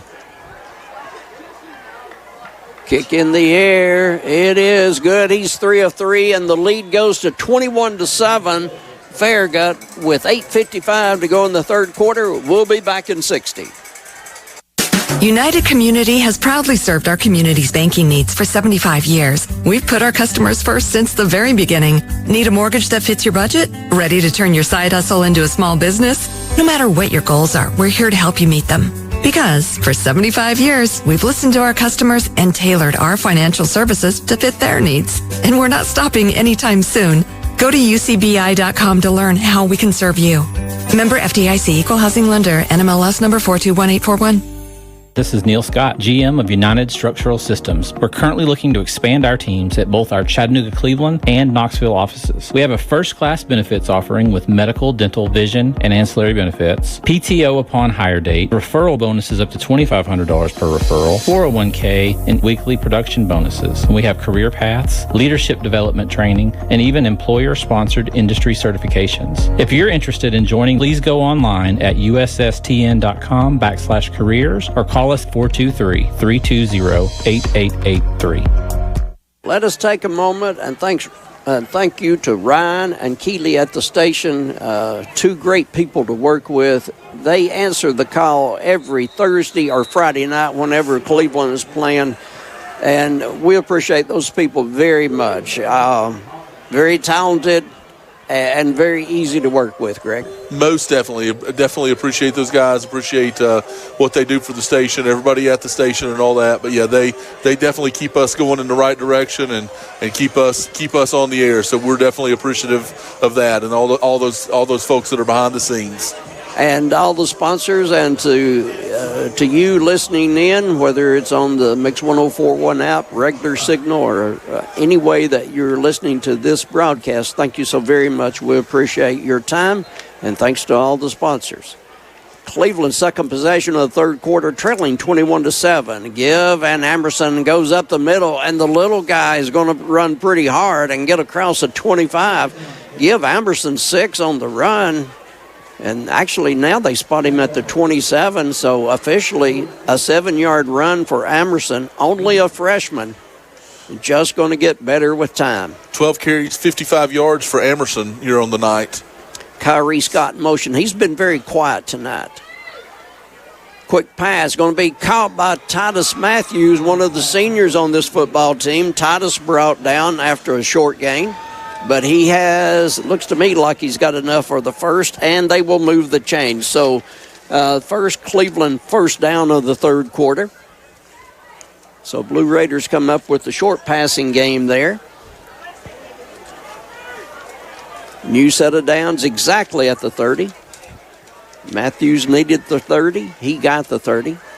One of the seniors that was honored before the game. Here's a give. Cleveland to the 34-yard line. Emerson for 4. Titus Matthews, his first year at Cleveland High. He moved here from Arkansas. And so he'll play his senior year here at Cleveland, and he and his family were on the field tonight, along with 6 other seniors and their families. Second down, Cleveland. They need 7. Trailing 21-7 here in the third. Coach Barger, offensive coordinator, signaling in. Cam Wilson in the backfield. And keeper McGowan on a nice fake. McGowan to the 40. McGowan will be forced out across midfield. Boy, everybody for the Admirals went for the fake to Cam Wilson. And carrying the mail nicely was McGowan for a great pickup. Best running play of the night thus far, yardage-wise. Yeah, give him 22 yards on that carry. And, again, nice fake right there because, like you say, everybody went with Wilson, and he pulled it back and got upfield quickly. So, first down, Cleveland. McGowan looking, going to get hit, and it's going to be the second sack of the game for the Admirals. Food City brings you the sacks, and they are 3 locations of Food City in Cleveland. Great people to deal with. Food City of Cleveland. They're going to spot the ball at the 50-yard line for a loss on the play, 8 yards. Again, Terry, you get good momentum. You have a great play right there, and then you're back behind the sticks again, and you're just putting this young team in a bad position. But he just got engulfed right there by the entire Farragut defensive line and linebackers. They brought the house on him right there. And here they come again. The give. Emerson up the middle, and he goes through the would-be tackle of their nice middle linebacker. Spins away from him. He has been a sure tackler, but Emerson got through him that time and goes across the 45 to the 43-yard line. So Cleveland gains some of that big lost yardage back there. If he could have gotten away right there, I mean, they brought the house again. If he could have got away from that one tackle, he could have taken that one to the house. So still third and long because of the sack a while ago. 21-7 in the third. Pass, caught. Emilio Green, he goes down maybe a yard short. But what a nice catch as Emilio Green, not a big guy, but he's all football player. And it's getting to be a lot of discussions after a play, Greg. I hope and a penalty on Cleveland. Man, they have killed Cleveland tonight. One touchdown was called back, and numerous other holding calls, etc., have nullified good plays. And again, their penalties are never good, but their penalties have just come at the worst spot. On a touchdown, to get to a first and goal, that would have put them at probably 4th and a half yard right there. And so it's just at terrible times. So third and long, wiping out what would have been a beautiful play to Green. McGowan on the run, fires, incomplete. Intended for Kyrie Scott, who turned inside, and the pass is thrown to the outside. But McGowan was under a lot of pressure. He was going to get hammered as he was flushed out of the pocket. And so it's an incomplete pass, and Sloan Bolaños will come in for a Cleveland power punt. Cleveland Utilities power punt for the Blue Raiders. Well, at least they'll be in punt formation.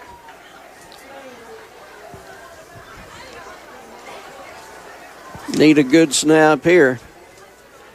They have 10 on the line, and here they come. Bolaños, kick blocked. Kick is blocked, picked up on the hop by Bolaños to the 50 and hammered. Oh, my goodness. What a high, hard hit. And a flag on the play. Well, Cleveland doesn't like their player being hit in the head like that on the tackle. No, Terry, it wasn't that. 99 walked over the top of him after the play was over, just kind of stepped over the top of him right there, and that's what Cleveland didn't like. They were taking up for their own player right there for him hot dogging. They've got to call a penalty on him. And again, you probably got to call the Cleveland player as well, but you've got to call a penalty on 99 right there. So both teams go to the sideline.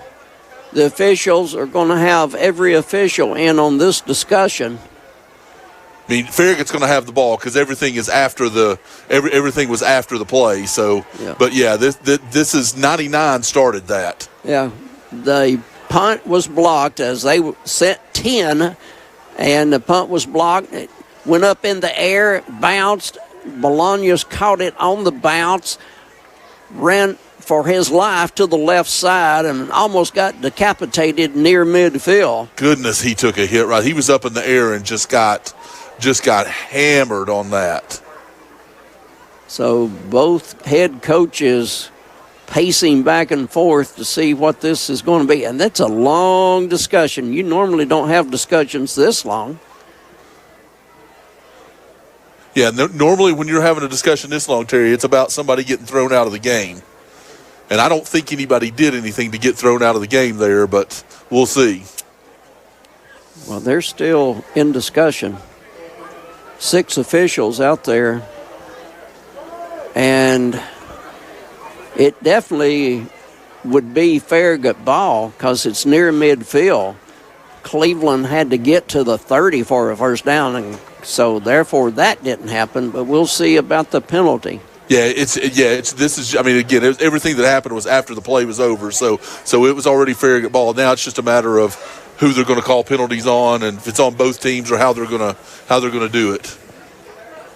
This is the longest discussion we've had by an officiating crew this year. Game number 10, final game of the year for the Cleveland faithful. And they're still going through what ifs and could be's, and the whole crew is in the huddle at midfield. This is taking as long as an NFL replay from 5 different angles. Here we go with the explanation. Well, still talking.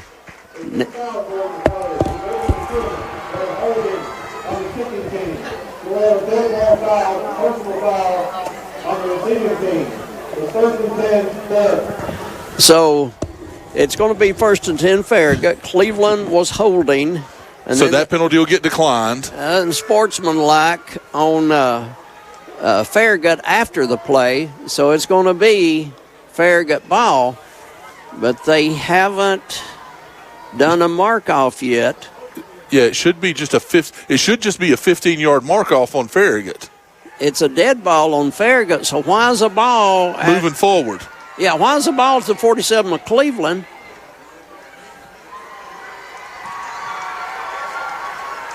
On a dead ball, why are they not moving it back? Because Cleveland had a penalty? And now they're going, well, he took 3 steps. He's going to start over again. Yeah, I mean, they've got to mark him back 15. Yeah, but from the line of scrimmage. The official. Well, no, it should. They had to decline the Cleveland call it would be Cleveland's football. That is, there's nothing close to right to this. That'd be an interesting explanation.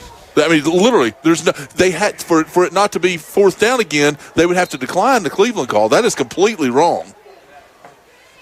Here's a give, and a new runner in the game for the Admirals, and he runs with authority. Still trying to figure Logan out. Wright. Logan Wright, and Logan's only a sophomore. I don't get that one, Greg. Not an. They blew that. No They expert on officiating. Oh, I can. They blew that because they had to decline the Cleveland hold for the play to stand, and so they should have just backed them up 15. Is what should have happened. All right. After Logan Wright carries it to the 32-yard line, big gain, another first down. And here's a give, and Logan will only get about 3 yards here. And there's a flag from the back judge. Boy, he's got good eyes, Greg. I'll give him credit for that. He's not wearing glasses tonight. Well, let's see what the signal is here. Coach Brown out Coach there Brown on the is field. losing his mind. I don't know if it. Personal foul on Cleveland will move it to the 14-yard line. And Coach Brown's blood pressure right now at 200 over 200. I'm not sure that touches it, Terry. And they're about to get him now. And they just did. He wanted that. And it's the back judge that called the second penalty. So there's an official standing there within 5 yards of Coach Brown, and he didn't throw a flag, but the back judge did. No, I don't think they called it on Coach Brown. I think Scott said something.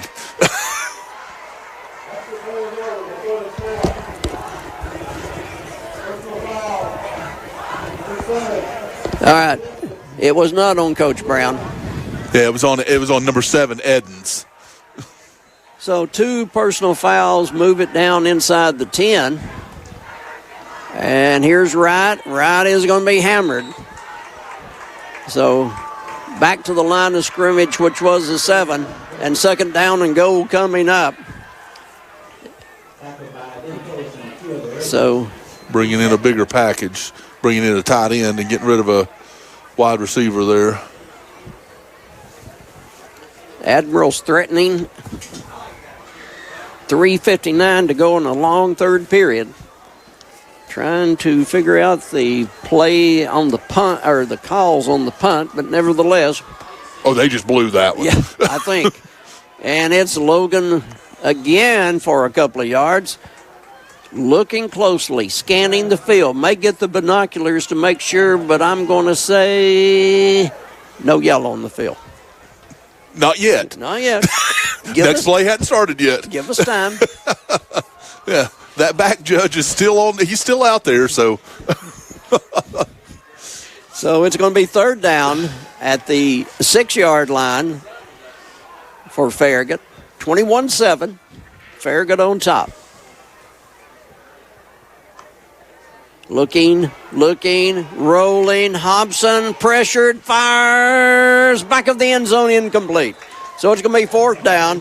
They've got a very good field goal kicker, and it looks like he's coming on the field. Consistent from 42 yards in warm-ups. So Cleveland's defense rises to the occasion after a couple of personal foul calls. And stiffens at the 7-yard line, Greg. So I respect the Blue Raiders for getting things under control and stopping Farragut as they had the ball at first and goal to go at the 7. So it's going to be a 23-yard attempt here by McHugh. Ryan McHugh, a senior. Yeah, Haig on the hold. Kick in the air. Pretty good distance. That one's almost to the concession stand, and it's good. And so it's going to extend the lead to 24-7 with exactly 3 minutes on the third quarter clock. We're going to take a quick 60 and calm down, and we'll be back in 60. Come to Don Ledford GMC in Cleveland during October's fall trade-up event and receive up to 20% in savings on our GMC trucks and SUVs. Listen to this fantastic deal. You get 20% in savings on stock number 250586, a 2025 GMC Sierra 1500 Crew Cab, Elevation Series, 4-wheel drive that has an MSRP of $58,825 for only $46,997. Once again, that is 20% off, a savings of $11,828. Now that's a great deal on a great truck. And hey, we have special finance and leasing options available, as well as first payments not due till 2026. So come in today and save big at Don Ledford GMC. We're at 4595 North Lee Highway in Cleveland, or go to donledford.com for details and a trade assistance coupon. Don Ledford GMC, where we say yes. GMC, we are professional grade. Stock number 250586. Price includes all qualifying rebates and is plus tax, tag, and title, and dealer fee of $649. Must take delivery by October 31st, 2025. Field goals brought to you by Duracell. Duracell of Cleveland is now hiring. Benefits start day one. Duracell.com. So McHugh to kick it off. Hash mark visitor side at the 40, of course.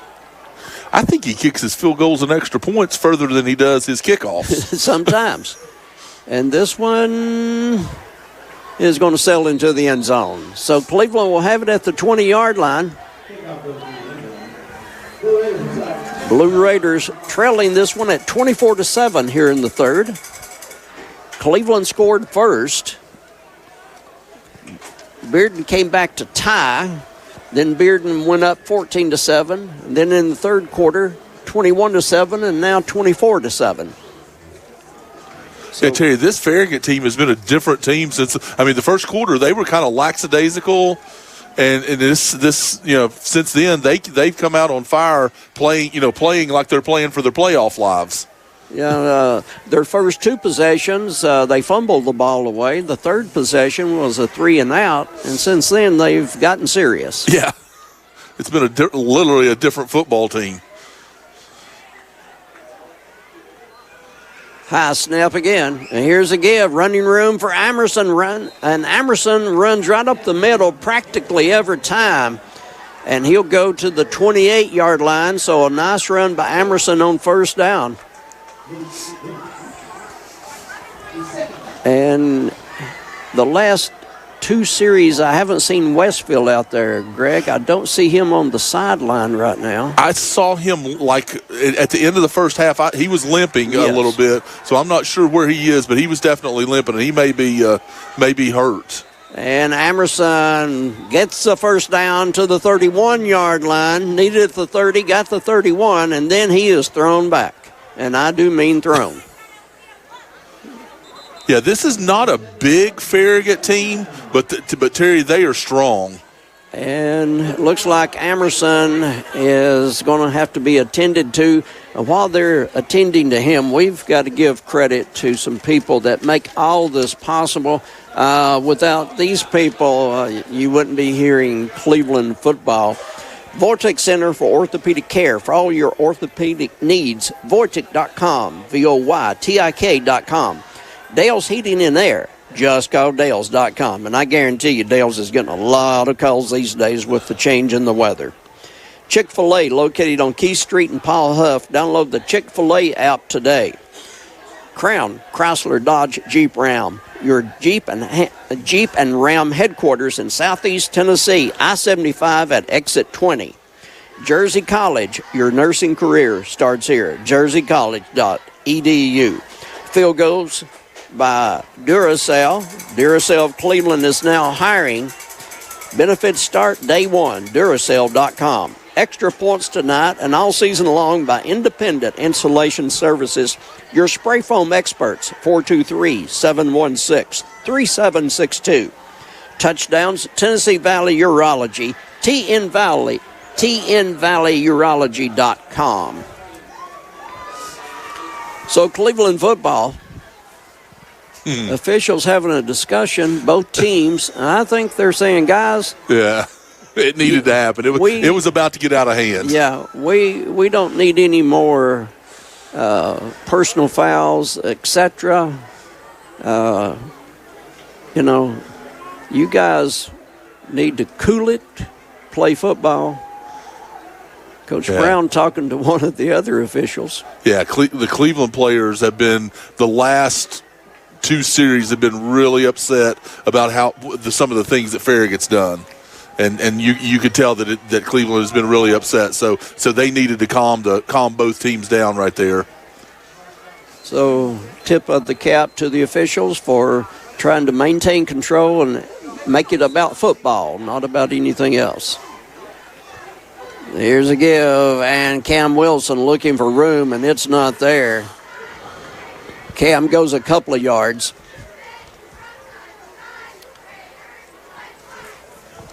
Nearing the end of the third quarter, we've got just over 2 minutes to go in the third. Cleveland down at 24-7. Cleveland's season ends after tonight. Farragut, if they win, they're in the playoffs. If they lose, they're not in the playoffs.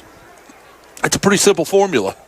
Yeah, it's a either or. It's not if somebody else does something. Yeah, there's no ifs in it. Yeah, no 5 possibilities. 2nd and 8, Cleveland. McGowan looking, flushed out of the pocket, runs straight ahead and slides into second base just short of the 40-yard line. So Cleveland looking at 3rd down. I do see Kyrese Westfield on the sideline. But, yeah, like Greg noticed just before the half. So hopefully nothing serious for Kyrese. He is Cleveland's leading receiver this year and a very good football player. Mm-hmm.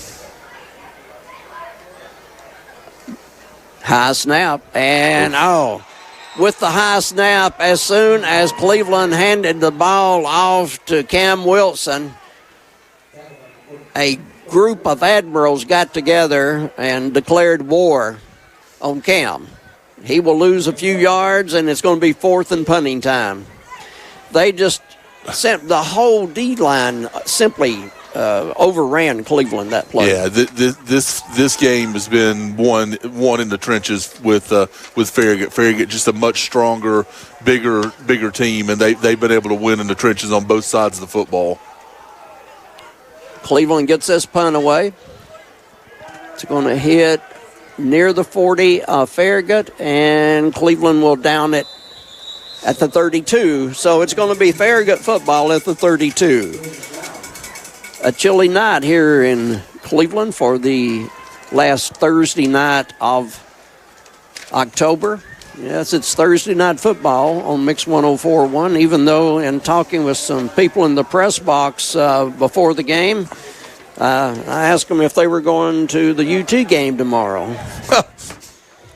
And then I had to explain to them it had been moved up to Friday night, Greg. Yeah, they hadn't heard. They hadn't heard that yet. They hadn't heard. I'm just breaking the news. Just trying to help them out. You know, being a friend.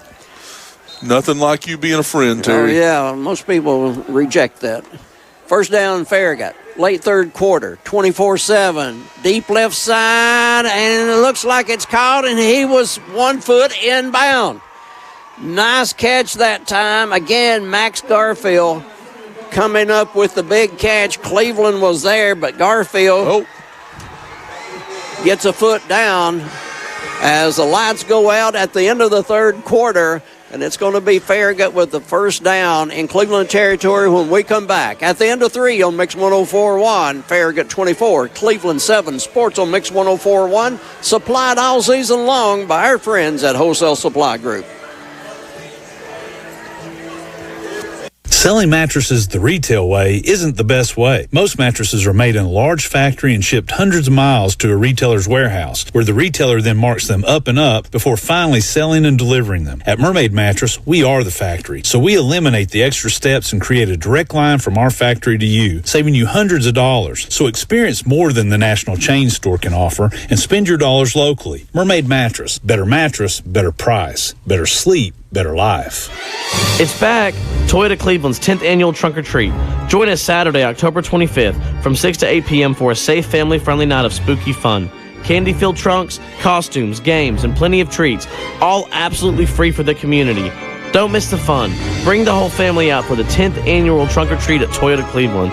That's Saturday, October 25th from 6 to 8 p.m. Toyota Cleveland, exit 20 off I-75, where the treats are waiting. To the fourth quarter on Mix 104.1. Terry Evans, Greg Phillips here at Cleveland High School. And Farragut will have the ball in Cleveland territory to start the fourth at the Cleveland 33. Hobson going deep, one-on-one coverage, flag on the play. Is it caught? It is caught. No, he fell out of his hands. Dropped it there at the end. But we have a flag, and I'm not going to guess here. My guess is haven't gone well tonight on most things, so we'll just wait and make it official. The guy in the white cap will tell us in a little bit. I think it's going to be pass interference on Cleveland, on Kyrie Scott. And that's the call. So the 1st and 10, and the ball will be moved closer to the Cleveland goal line.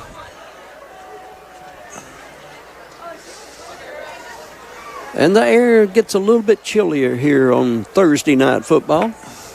See what the temperature. What's the Dale's heating and air temperature, Greg? It says 49. It says that's 1 degree colder than kickoff. I'm not sure I believe that, Terry. Charlie Noble back in there, and Max Denatola says, Charlie, you're going down, and he does. Great job there by Denatolis. So a loss of 2 on that play. Haven't been many plays where Farragut has negative yards on a play.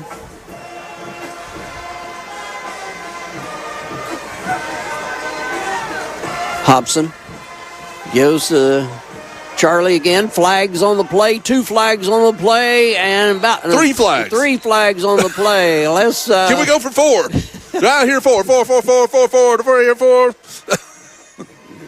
Sold to the man with the white cap.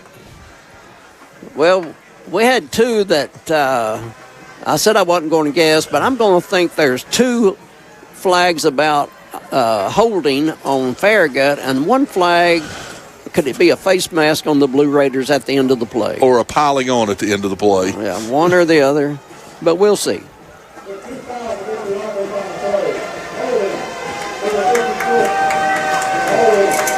Oh, no, two holding calls on them.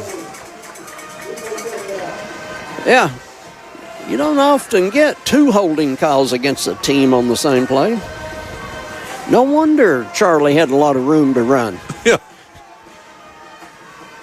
So, a big mark off against the Admirals. They're still walking and talking. And the ball goes back to the 31-yard line. Cleveland's 31-yard line here. Early in the fourth, it's Farragut 24, Cleveland 7. Farragut has scored 24 in a row. Yeah, Garfield is over here one-on-one against Wilson, so they may be heading on this left side to him. Looking that way, just like Greg said. Instead, they go right side pass, caught at the 20-yard line and down to the 15 before he's smothered. So Hobson has been on the money most of the night tonight and has thrown the ball quite well. Looks like Haskins on the reception. That's who I had. So Haskins' first catch of the game. Down near the Cleveland 15-yard line, again in the Kia of Cleveland drive zone. They have been there constantly since the second quarter. High snap. Pattern incomplete. Oh, man. Flag from the back judge. 2 Cleveland defenders collide. I'm not sure Garfield got hit there. I think it was the 2 Cleveland defenders that hit each other. Garfield didn't. I don't even know that Garfield got hit. Cleveland, 2 defenders collided, safety and corner, and the back judge saw contact. So, yeah, I agree with Greg on that. I think Cleveland hurt Cleveland rather than hitting Garfield. Yeah, I'm just not sure that they touched Garfield. Garfield was behind them, and they collided. But while they attend to a Blue Raider in the end zone, Let's talk about Papa John's. Craving the flavors of pizza and cheesy garlic bread? Yes. Sounds good right now.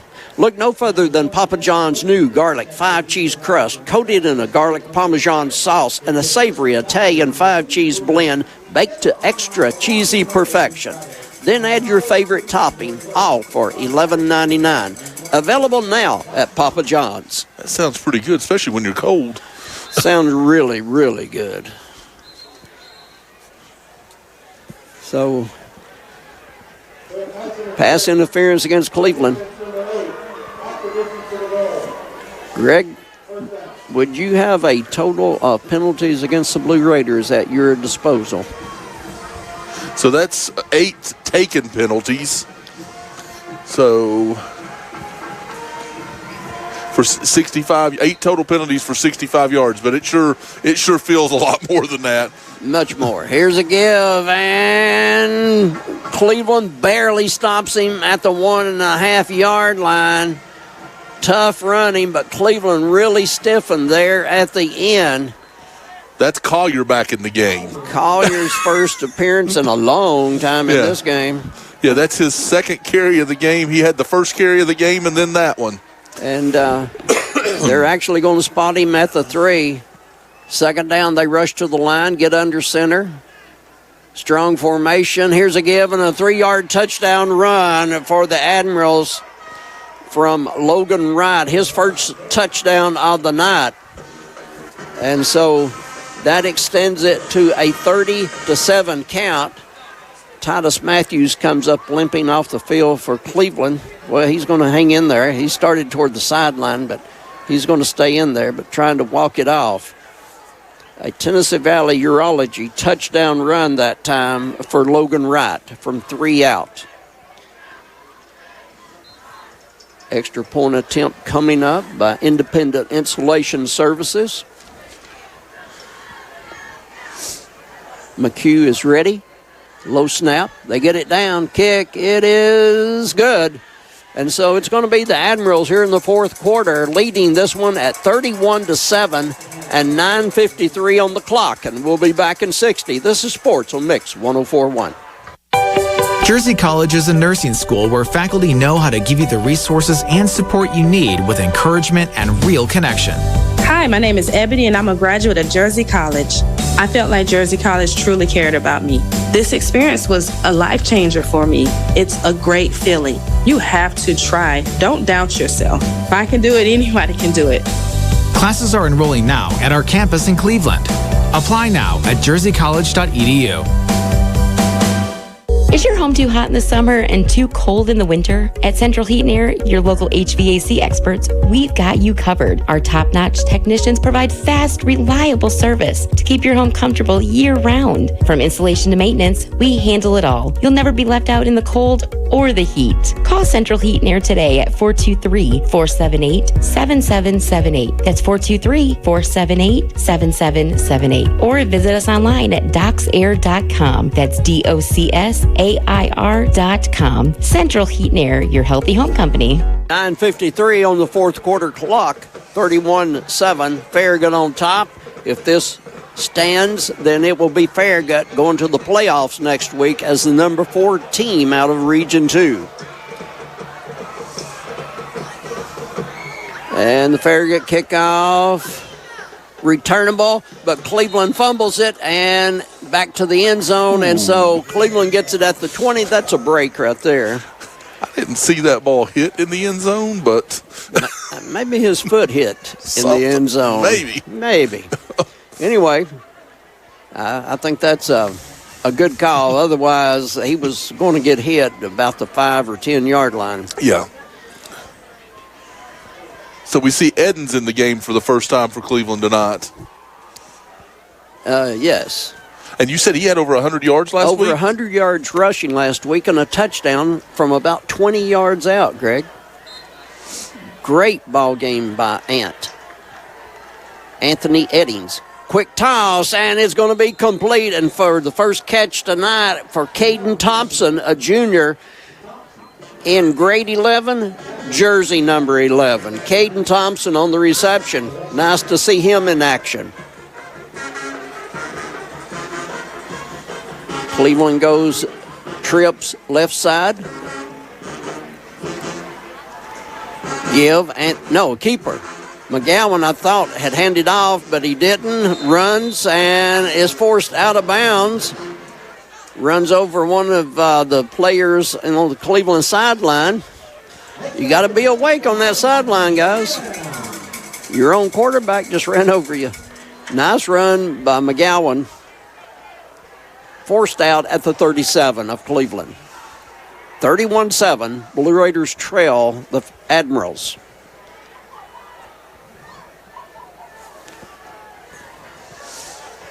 Motion, Scott, left side.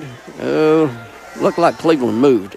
Here's a keeper, McGowan, who's running hard tonight. He'll go across the 40 to the 44-yard line. Kason McGowan will be back next year, a junior for the Blue Raiders. Has been under a lot of pressure this year, Greg. He has been running for his life most of the year. And Titus Matthews comes limping out, and going in will be Jay Isbell, a freshman. As going to the other side of the field will be Caden Thompson. Here comes the rush, and McGowan is running, sprinting. Midfield to the 40, and finally forced out at the 30. He's got more speed than teams give him credit for, Greg. Yeah, most definitely so. That's another 22-yard gain for him. He's got to be the leading rusher for the Blue Raiders tonight. Well, he's got 54 yards and he's got minus 16 on sacks. So that would have given, without the sacks, he would have 70 yards rushing. So new set of downs, a Cleveland Ford first down here in the fourth quarter, as the Blue Raider season has 8 minutes and 34 seconds left in it as they trail 31-7. Cam Wilson standing beside McGowan. Long pass, end zone, double coverage, incomplete. So, Isbell, the intended receiver. Isbell, only a freshman. Made a great effort at the ball, but it just had two Farragut guys in front of him, so right. couldn't get there. So, see what the play is here as the Blue Raiders look at 2nd and 10. And Caden Thompson over on the left side having to go across the line of scrimmage to see the play call from the bench. High snap again. And McGowan loses it, and it's going to be Farragut football. McGowan lost the snap. It's a turnover, second turnover for Cleveland in the game. And so the Blue Raiders will cough it up at the 37 of Farragut. Farragut has the football and 8:23 on the clock. Farragut 31, Cleveland 7. Farragut started out slow, but different people have said that team improved throughout the year, making a believer out of me tonight, Greg. They come in with only 2 wins on the year. Yeah, this definitely, they haven't played like a 2-win, they played like a 2-win team in the first quarter, but not after that. Hobson, who's had a good night, hands off, and right on the carry. He scored the last touchdown. Nice run by him. He stopped across the 40 at the 43-yard line. 192 yards rushing for this Farragut team, Terry. And as Greg has pointed out numerous times, their offensive line took control. And on defense, the D-line has taken control numerous plays. Yeah, this game is the difference in this game is in the I mean, as it is most games, but especially this game. This game is has been won in the trenches. 2nd down. Admirals content to run it, and straight up the gut, and stopped with authority at the 45-yard line. First Blue Raider to meet the ball carrier that time was Trey Highland. So, nice stop by Highland. He is a sophomore. 3rd down 3 for Farragut at their own 45. As they're right now content with that 31-7 lead. I don't see them putting it in the air. Yeah, I think you're going to see them just kind of run the football and try to kill clock. Right, nice cut up the field, has a first down across midfield into the Cleveland 40-yard line. And, Greg, he's the fourth good runner they have showed us tonight. Yeah, 9 carries, 48 yards for him. Charlie Noble, 15 carries for 76. Nathan Jacobs, 10 for 71. And then Carter Collier, the starter, was 2 for 12. We haven't seen Jacobs in a long time, and No. he got them started with his running in the first half. We haven't seen it. Yeah, he's the one that set the pace for them, got them off of snooze, and got them in the game. Yeah, he doesn't have a carry in the second half. That's kind of strange. New set of downs at the Cleveland 40. Cleveland grabbing the ball, but Wright hangs on to it. Only a sophomore. It's like in the second half they've replaced Jacobs with Wright. Yes. And now he'll go out of the game. And who are they sending in? 29? They keep coming up. This Guys, is Brenton Haig, a sophomore. I mean, they're pulling rabbits out of the hat tonight. And working it. And they're all working hard. 2nd and 5. And Cleveland jumps. So, give them 5 free yards. Because they needed them. 5:33 here in the fourth, 31-7 Farragut. Greg, I give both teams credit.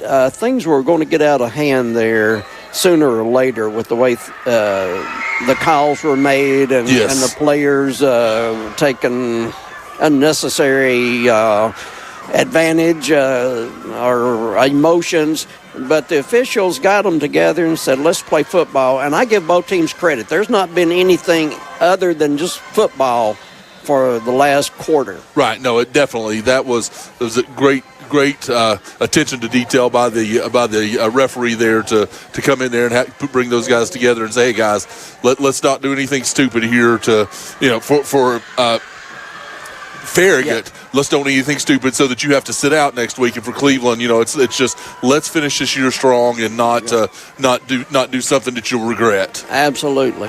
So Hag goes for a couple of yards, and it's first down at the Cleveland 28-yard line. 1st and 10, Farragut, 4:50 on the fourth quarter clock. 31-7.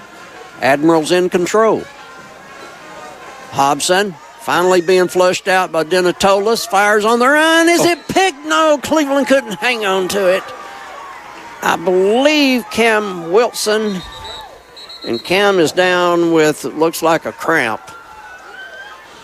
So he will be attended to on the far sideline. So gives us an opportunity. And once again, we thank all of these sponsors for bringing you Cleveland football this year. They have been with us throughout the year, and so much appreciated by Greg and myself and everybody at the station. So people like this that make it all worthwhile. We're in the Bradley Medical Center broadcast booth here at Cleveland. Dale's Heating and Air is one of the sponsors. Cleveland Fasteners and Supply, Honda of Cleveland, Donald Ledford Automotive, First Horizon. First Horizon Bank will find a way. Key Street near Chick-fil-A, and also 25th Street at Chambliss Avenue. Scoreboard, Elders Ace Hardware on Key Street. First downs, Cleveland Ford. Timeouts, which we're in right now. Milligan Vein, do your legs feel heavy, tired, or achy? Dr. James Gooden offers an office treatment that will make you look and feel better in a day. MilliganVein.com. Play clock, which is at 40 seconds right now because of the timeout for the injured player. Bradley Concrete Lamcon Ready Mix brings you the play clock. Over 40 years of experience. Family-owned Lamcon.us. 2nd and 10 coming up for the Admirals. 4:38 to go in the game. Cleveland acts like they're sending the linebackers. They don't. pass going to be caught and down there at the 23-yard line of Cleveland. Not a first down. So Hobson, Greg, what kind of stats does he have in the passing game tonight? 9 of 15, 129 yards, and a touchdown. Well, I don't remember too many of those incomplete. Seems like he's been on the money, but 9 of 15, so not bad. He's 4 of 6 in the second half. 3rd down and 5 coming up. He's been a consistent quarterback to me tonight. 100%. He's definitely done his job. 3rd and 5. Give. Left side. Cleveland's Denatolis goes through a bigger man and knocks him down with the ball for the Admirals. Carrying the ball was Carter Collier, who was given to us as the starter tonight, but Denatolis goes through and brings him down, and there was a big guard in front of him, and Denatolis didn't care. And he was the first player. He was the first player to carry the ball. So, but he just hasn't carried it. He's only carried it 2 times since then. 4th down, and they're going to go for it at the Cleveland 23, and Cleveland jumps. Oh, mercy. Guys, you just can't do that. Still doesn't give them a first down, but it makes this call a lot easier. So, do they? Nope, they're not going to send the field goal unit in. They have a field goal tonight, and this one honestly wouldn't be a challenge for their field goal kicker, but ball at the 20-yard line, 4th and 3. Yeah, I think they're going to try to get a first down here and just run this clock out. That's what they're going to try to do. As they're taking a long time to get the play in. Yeah, they may be going to let the clock run and then call a timeout here at the end and set for 4th down. Bradley Concrete, Lamcon, play clock at 12. So, yeah, that's exactly what they're doing, Greg. Yeah, coach is walking down to the side, Judge. He's going to call a timeout when it gets to 1. And there it is, and a timeout. And we'll take this timeout with them. The score, with 2:30 to go in the game, is going to be Farragut 31, Cleveland 7. We're back in 60. Duracell in Cleveland is hiring mechanical skilled technicians, $22 to $27 per hour. Excellent benefits beginning day 1. Medical, dental, and vision insurance, paid vacation, holiday pay, 401k, tuition reimbursement, and more. Apply now at Duracell.com. Not all composite decking is the same. Enjoy life's beautiful moments on an equally beautiful composite deck. Envision's products feature deep, non-repeating grains and distinct colors throughout each pour, offering a truly unique appearance unlike anything else on the market. Learn more and find inspiration for your project at Cleveland Plywood. Cleveland Plywood Company, 2700 20th Street Northeast in Cleveland. From the job site to the showroom, Wholesale Supply has the top brands you trust at the prices that work for your bottom line. With over 30 locations across the Southeast and over 75 years of service, no one supports our contractors and communities like we do. Wholesale Supply, built to supply, trusted to deliver. 4th and short 3 for the Admirals at the Cleveland 20-yard line after the timeout. Here's a give, and Cleveland misses a tackle, but they knock him down. I think he's going to be just short of the first, but we'll see about the officials. They give it to him. Oh, they give him a first. Well, okay. That 3 yards was shorter than I thought. So anyway, he got 2.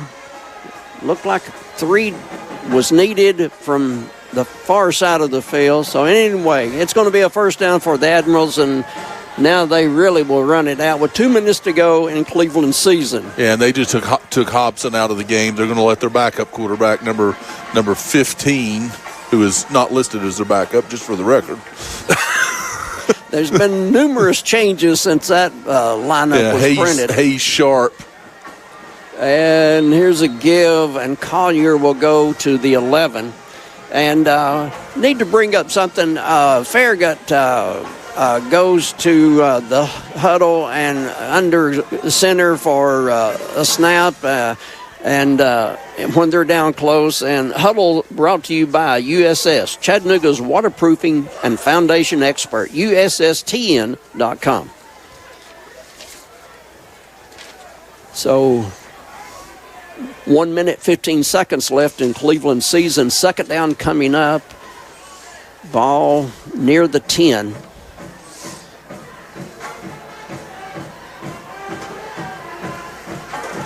Cleveland showing blitz and trying to cut up field, and losing his footing that time was Carter Collier.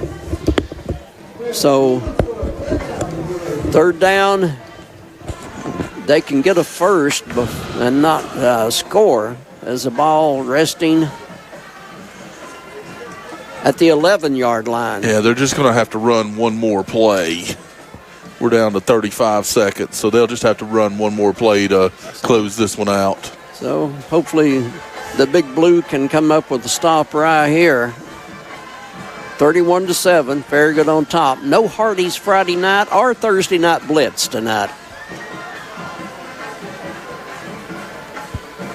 And here's a give, and Cleveland smothers and covers for a couple of yard loss, and the Blue Raiders hold on their last play from scrimmage. Clock winds down, and that's the ball game.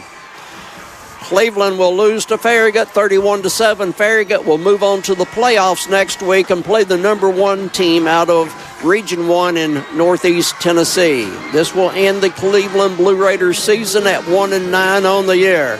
The final tonight from Raider Field, Benny Monroe Stadium, it's going to be Farragut 31, Cleveland 7. We'll be back in 2 minutes to wrap this season up.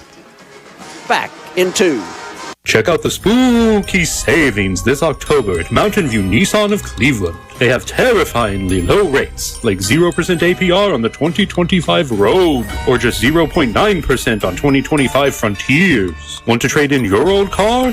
Nissan is giving up to $5,000 over book value when you trade, and they'll buy your car even if you don't buy theirs. Shop in person on Exit 20 off of I-75 or visit cleveland-nissan.com. Payments are per month for 75 months. Does not include tax, tag, title, or dealer doc fee. Must finance through the dealer subject to credit approval and pick from new dealer stock. Cleveland Utilities, the local trusted provider of utility services in our community, is now offering fiber internet in its electric service territory. Experience lightning-fast symmetrical speeds for seamless streaming, gaming, and all your connectivity needs. Enjoy the best in reliability backed by local customer service you can count on. Sign up or check availability today at fiber.clevelandutilities.com or call us at 423-472-4521. Hey, it's fall, y'all. And at Honda Cleveland, our huge Fall for Honda sales event means more Honda, less money. Finance rates as low as 0.99% for 60 months on Ridgeline pickups, and lease payments as low as $269 on Accord. Fall adventures are calling, and Honda Cleveland has the Honda to take you there. Head for the hills in a 26 Honda HR-V compact SUV for as little as $279 a month. It's the perfect size SUV for you and that someone special. With 2 legs or 4. Oh, I've recommended Honda Cleveland many times to people. Yes, I would recommend them in a minute. Oh, and be sure to check out the 2026 Honda CR-V Hybrid at $379 a month. HR-V 39-month lease with $34.99 down. CR-V 36-month lease with $36.99 down. No security deposit plus tax, tag, title, and fees with approved credit. Offer ends 10/31/25. Come on in. Honda Cleveland, your car, your way, every day. I-75 exit 20, 1 mile east. Hope to see you soon. You're listening to Cleveland Blue Raider football on Mix 1041 and at mymix1041.com. It's time for the Cleveland Fasteners postgame show. Visit them on Starview Drive in Cleveland. And now, the Blue Raiders football postgame report. As we go to the postgame show, Greg, I'm going to take a second and tip my hat to the Cleveland cheering section, who, even though the Blue Raiders lost this one 31-7 to Farragut, ending the Blue Raiders season, the entire cheering section went out there to, after Coach Brown gets through with his post-game talk to the team, the entire cheering section went out there to be with the team, and I really appreciate that, seeing them still supporting the Blue Raiders. Yeah, most definitely, Terry. I mean, again, this is a close-knit team team, close-knit school, and you just love to see the support that they give. And let me go through one more and thank First Horizon. At First Horizon Bank, they will find a way. Key Street near Chick-fil-A, and also 25th Street at Chambliss Avenue, First Tennessee. And now to the post-game show. And Greg Phillips has, if you're ready, you want to do player of the game or the stats first? Whichever one you want to do, Terry. You tell me. Let's do Dale's Heating and Air, excuse me, player of the game. Just call Dales.com. Terry, I've done it a lot this year. I'm going to do it again. I'm going to give it to these seniors. These 7 seniors have stuck it out through what's been a really tough year. They've come to play every week. They've tried to get this team up. And they've competed every game, and so I'm going to give it to these 7 seniors and just the leadership that they've had and what started out as a tough season with a new coaching staff and everything else. They've stuck it out and they've played and just appreciate their what they've done for Cleveland football and what's a stepping stone to the future for Cleveland football. Absolutely, I'm glad you did that. And now the post-game stats brought to you by Cleveland Fasteners and Supply. For all those nuts and bolts you can't find anywhere else. And if they ain't got it, you don't need it. Cleveland Fasteners and Supply on Starview Drive. All right, Terry, so we'll do the second half scoring. So Hobson to Garfield for a beautiful 20-yard pass. McHugh on the extra point to make it 21-7, and then McHugh hit a 23-yard field goal in the third quarter, 24-7 at the end of the third quarter, and in the fourth quarter, Wright had a 3-yard run. McHugh on the extra point to make it 31-7. For Farragut, stats-wise, Corbin Hobson 9 of 15, 129 yards and a touchdown. And then the rushing yards is where it all comes. So it's 45 carries for 224 yards rushing tonight for Farragut. Collier, the starter, 6 for 21. Freshman Nathan Jacobs, 10 for 71. Charlie Noble, 15 for 76. Logan Wright, 10 for 53. And Corbin Hobson, 2 for 2. Receiving wise, Max Garfield 5 for 94, and he had the touchdown. Glover was 2 for 15. John Haskins 1 for 14, and Aaron Heatherly was 1 for 6. So 353 yards of total offense for Farragut, and 4 penalties for 45 yards tonight for them. Should have been 5 for 60, but we won't go back and talk about that. Whatever happened there for Cleveland tonight. McCowan 5 of 12, 50 yards and an interception. Young man has toughed it out all year. It's been a struggle, but he has toughed it out all year, and just gutted it out all the way through. McGowan was 8 for 54 rushing with a touchdown, 2 sacks in there for 16 yards, so it would have been 8 for 70. Emerson hurt a couple of times tonight, but played his heart out, 17 carries, 78 yards, and then Cam Wilson was 4 for 9 tonight. So 29 carries, 141 yards rushing for Cleveland tonight. So nice rushing job with them. Westfield had 1 for 2. He only played in the first half. Matthews 1 for 3. Quentin Jones 1 for 11. Cam Wilson 1 for 25. Emilio Green 1 for 14. And Caden Thompson 1 for 6. Cleveland had 191 yards. Excuse me, and 10 penalties for 75. Two turnovers for Cleveland. McGowan had a fumble and interception. Hobson had a fumble with the Edens recovery, and Jacobs had a fumble with the Edens recovery. So Edens had two fumble recoveries tonight. That's your stats, Terry. All right, Greg, thank you very much. And as we call the 2025 season to a close, scoreboards were not what we enjoyed, but enjoyed bringing you the ball games, enjoyed the never die attitude of the Blue Raiders. And Greg, thanks to the entire staff, management, everybody with Heartline LLC that is the owner of this radio station and the other 2 radio stations and TV, and Steve and Jennifer Heartline, super people, just absolutely super people. More Jennifer than Steve. And very much. And, Greg, I've told Steve numerous times, and I still stick to this, the staff at the station, they are professionals. but they are great people. They are more. They're great at their job, but they're better people than anything else. And every one of them is a pleasure to be around. Mm-hmm. The entire staff and management, part-timers, full-timers, everybody. You couldn't ask for better people. Just good, honest, better people. No, definitely agree with all you said, Terry. And again, just super thankful that I get to do this with you. That's been the best part of this for me, is that I get to do this with you during football season, and we're about to run right over into basketball season to do it some more. So I'm super thankful for you and that I get to do this with you. You've taught me so much through the years. You're very kind, Greg. Thank you for those comments. The feeling is mutual. We have completed 8 basketball seasons, and now we have completed 4 football seasons. And partner, it's been a joy working with you. I mean, you're our guru when it comes to fixing problems that I create. But, you know, our friendship goes deep, and I appreciate working with you. And so this broadcast is dedicated to everybody who would love to have been here but couldn't be here tonight. This broadcast is dedicated to you. And Greg Phillips, I thoroughly enjoyed doing football with you and basketball. Always. I really do. Yeah, absolutely. That feeling's mutual. I just don't know more words to express, but thank you for everything, Greg. And so with that, we're going to say good night from Cleveland High. The final tonight, 31-7 Farragut. Take care.